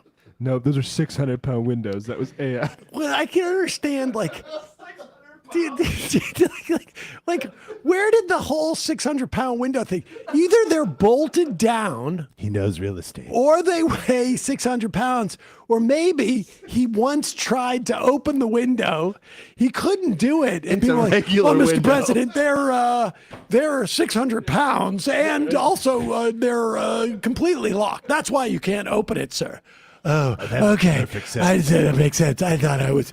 Thank God I get winded by just picking up a golf club." That's how he bruised his hand. He's trying to open that window open. I can't do it. The half-ton window slammed on my hand.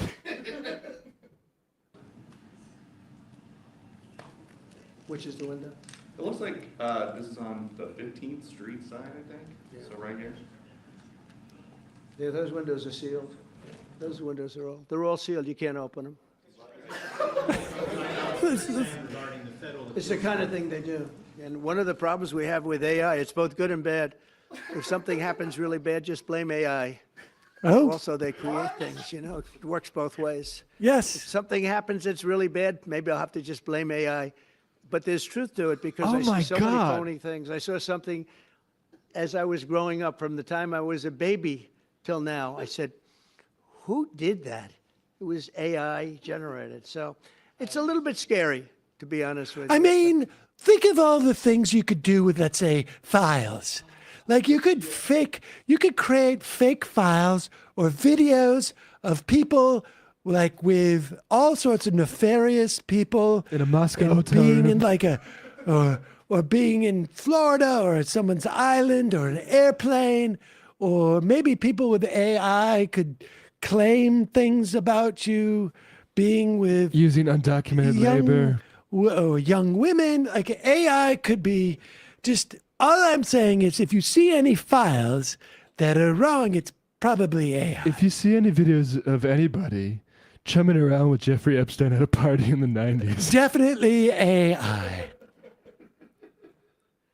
I've said this about AI for a while. Like, for the major concern, like, expressed is that it's going to be used to fake videos about politicians, and you can do that. People have done it. Like, here, make Chuck Schumer in a hotel room with a brothel. Its presence is going to be used to discredit real things. Real things, exactly, by the powerful, saying that evidence you think you have, actually, that's made up.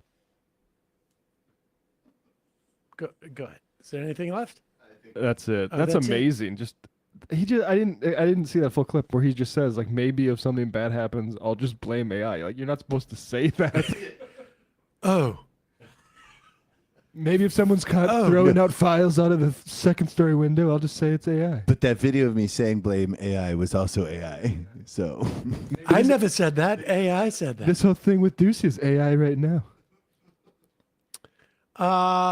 Kowalski from Nebraska. This is a long IM, so skip it, but don't skim it.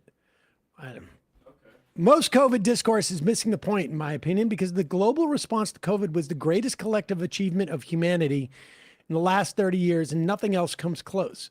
For nearly 6 solid weeks, the great powers of the world quarantined themselves, which brought manufacturers time to build enough PPE to allow a minor sense of normality to return to come summer. Most hospitals were not overwhelmed, or at least for not very long. That is a very good point. The issue was bend the curve. Remember this? Like, we don't want hospitals to be overwhelmed, and that worked. For nearly 6 solid weeks.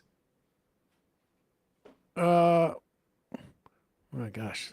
The items are coming in so fast that it's almost, I can't, hold on. Don't skim it. I can't read it. I got to find it on my other thing. Bear with me, folks. It's one of those technical challenge days. This is still my first week back, and so I'm, oh my God, we have so many IMs. I can't even find. We needed to tell you Restream didn't work the first Friday you were gone. Oh, it didn't? No, we had to scramble. We got to also check that because I think we're at our limit. Nope, that's all taken care of. Okay. For nearly 6 solid weeks, great powers would quarantine themselves, which bought manufacturers time to build enough PPE to allow a minor sense of normality to return come summer. Most hospitals were not overwhelmed, at least for not very long. The globe shared its research in pandemic that should have killed tens of millions and been a scourge for 5 to 10 years, was reduced to a manageable yet still serious epidemic within 2. Obviously, we should learn from the mistakes that were made. However, it's undeniable that tens of millions of lives were saved and hundreds of millions were spared the trauma of losing loved ones. The primary issue, as I see it, is one of narrative. At no point did liberals in any country create a narrative around COVID that either was aspirational to the achievement of defeating the virus or remembrance of those with whom we lost a holiday of sorts similar to that of Memorial Day, which would have recognized probably 10 years to reflect on the trauma collectively as a society to process what had happened. This lack of narrative continues to be the primary issue with liberals today, hoping that the corporate mainstream media will do anything other than inflame tensions. Narratives are important because the liberals did nothing to get control of this narrative. The woo-woo health and anti-science crowd like JFK or RFK Jr. are writing the narrative. This is very similar to how the lost cause myth got perpetrated. I think Mamdani is a clear representation of somebody who knows how to create a narrative, and it makes you indestructible because everyone knows who you are, what you believe, why you believe it, and why you should support it. Thank you for reading my TED Talk. I think that's very well said. And I think part of it was that the liberal center has become so neoliberal in its politics, which, to be clear, is, and I'm talking actual neoliberal, go look it up, as defined by what came out of Mont Pelerin and all of the, what we call, to some extent, libertarians today. That libertarian mind virus, the idea that we have to repel against any type of collective solution, or that the collective needs to take care of everybody, as opposed to it's every man for themselves. There was not enough pushback on that. No, to be fair, too, Trump was in charge. It was very difficult to create a narrative when you did not have control of the government, because you could talk about it, but when you had Trump sitting there going like, we got to pretend like COVID doesn't exist. And the only meaningful thing he did was literally like a month before the election, when Operation Warp Speed started to get the vaccines more or less online. Nobody wanted to encourage him because they wanted him to lose the election. And I mean, I think a lot of the people at the CDC just had no idea, like, how do we do our job and not trip over these tripwires? But you're right. There was, and also I think like there is a sociological phenomena that I think took place during the so-called Spanish flu pandemic as well. It's so disturbing to people. The whole experience was so disturbing that I think people just like want to forget about it and minimize it. I mean, I remember, talking to my son and saying, I remember like thinking like my grandmother was my son's age, maybe a little bit older during that pandemic. And she never ever mentioned a single word, but to my kid, like this was like, but he doesn't, he'll mention it a little bit, but not, I can see why nobody talked about it afterwards. Just the whole thing was so distasteful. But there should have been, but I don't know who does that in that instance. But you're right. Pittsburgh, Nate. 600-pound lead windows prescribed by RFK to heal the White House from vaccines.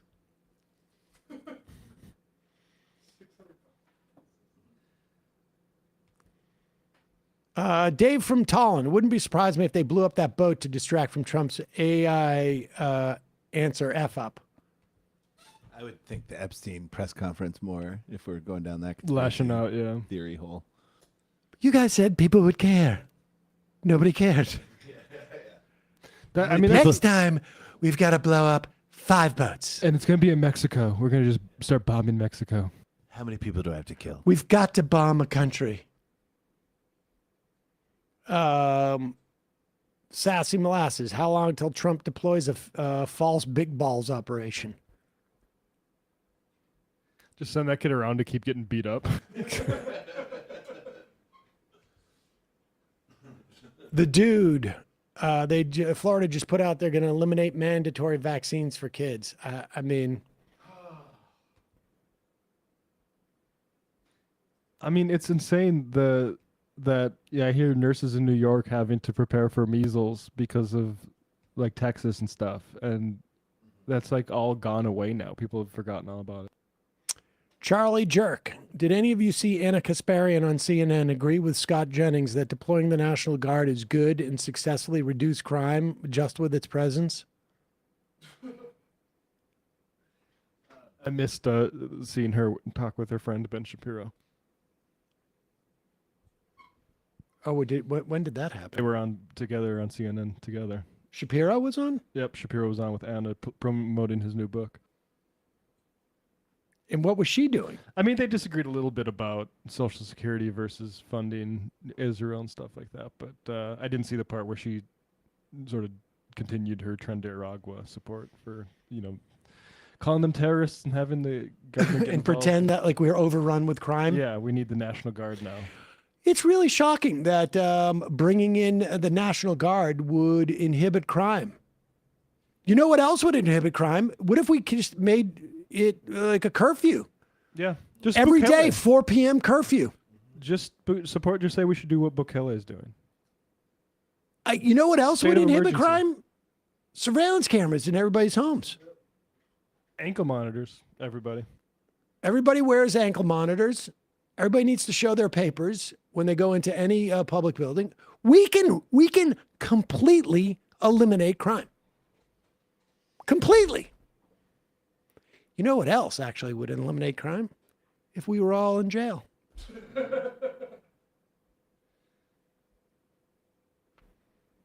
If we were all in jail.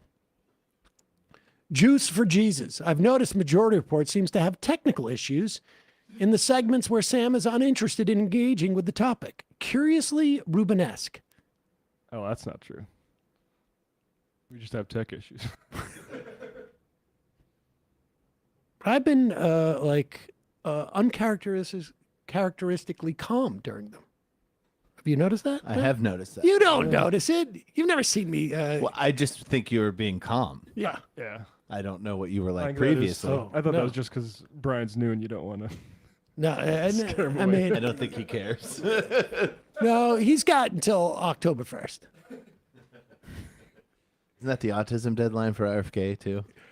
I'm going to solve it all by mid-September. I forgot about that. Oh.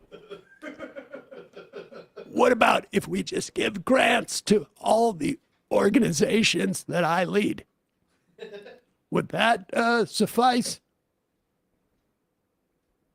Live Luigi. Trump should ask Barron to teach him about AI. Step 1, turn on the computer. Let's see here. Dan for Columbus. Trump contradicts himself immediately all the time. During the 2016 primaries, when asked about the John Barron tapes, he said, I haven't heard the tapes. It doesn't sound like me.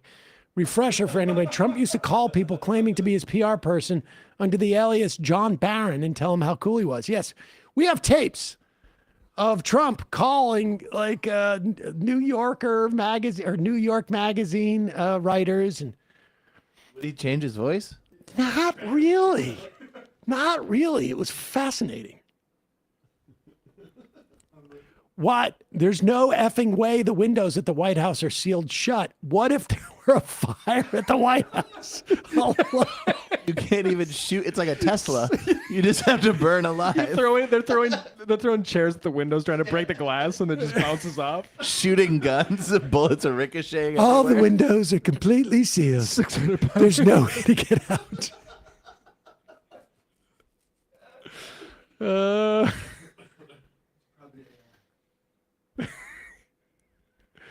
That's true. Of course the windows aren't sealed. That's the dumbest thing I've ever heard, actually, now. Like, I could see how the windows would be, you know, like a bulletproof glass. Maybe they're a little bit heavier than normal windows.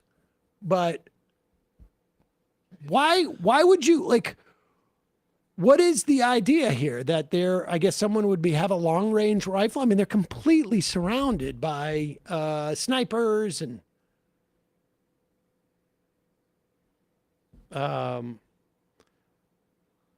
Catlek. I will pay $2 American to anyone who can prove to me that Donald Trump has ever opened a window himself. Dave from Jamaica. Now I'm certain something got tossed. Yeah, I was suspicious until he immediately said that was probably AI. Probably AI.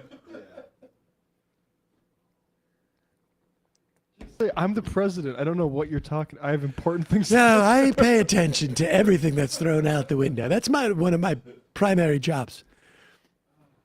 I was actually talking with Russia and China. Like, I don't know, just say something.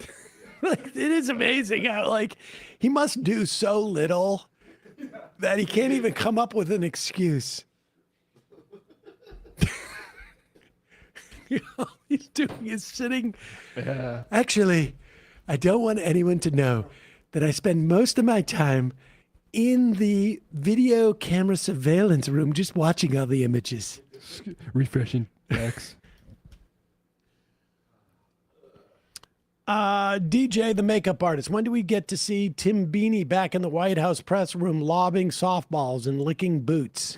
I don't think that they like Caroline Leavitt. You can look at the last time Tim asked a question, and I feel like Caroline Leavitt wasn't that impressed with his question. I don't think he made a good impression. Northwest Charter. Have you all mentioned the New York Times article about the Maine brewer who's running in the Democratic Senate primary? Dude, he was on the show last week. And a Majority Report listener. Yeah, we talk about him literally every day.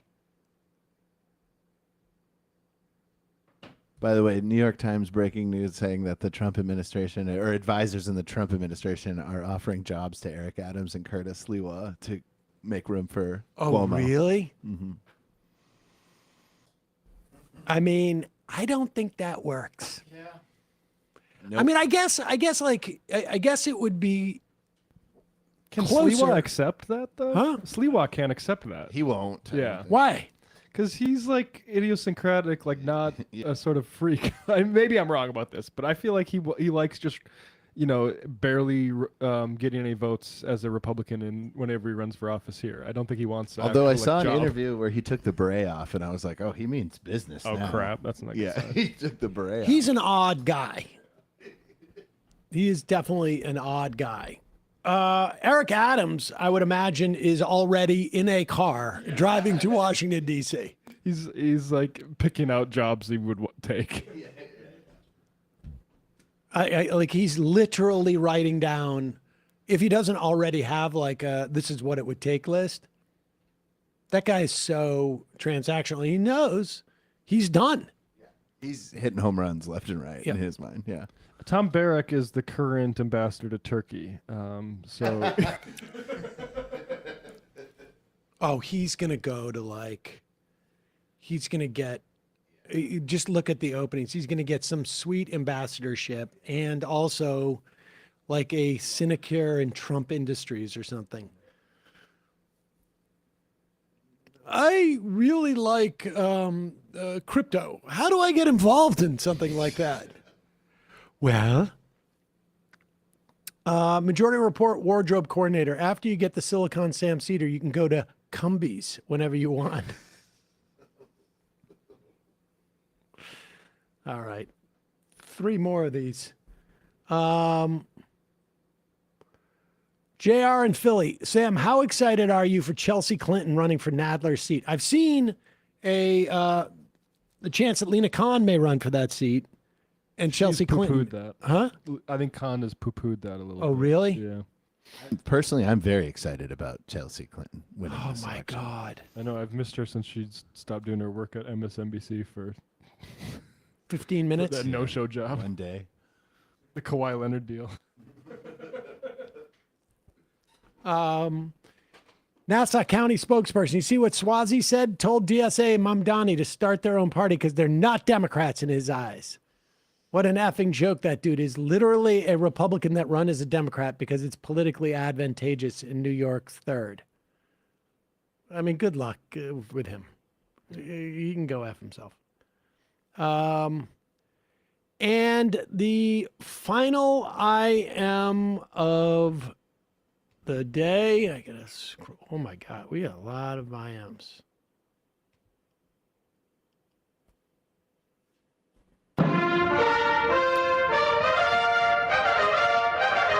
Snarkorsky, yay, Kowalski. That guy is awesome. I still feel like time passed weirdly during COVID. Occasionally something will remind me of something that happened during COVID, and I feel a tiny taste of what PTSD must be like. Working at home in the basement, never going out, meeting in groups, some little thing our dog did, it takes me back to that place, and I get a little flare of anxiety. Yeah, I feel that. Matt, Brian, great job today. I mean, good job today. We'll be here tomorrow. Bye-bye. It might take all the strength I got to get to where I want, but I know somehow I'm gonna get there. I wasn't looking when I just got caught between the truth and the lie bar. But finding out won't make me feel any better.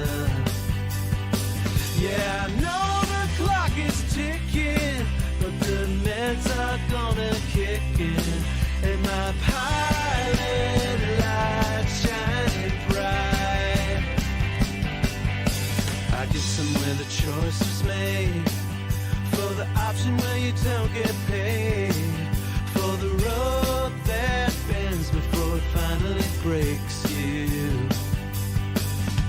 I guess somehow I lost my drive between the 101 and the 5. Do you know how far the detour takes you? Yeah, I know the clock is ticking, but the meds are gonna kick in, and my pilot light shining bright.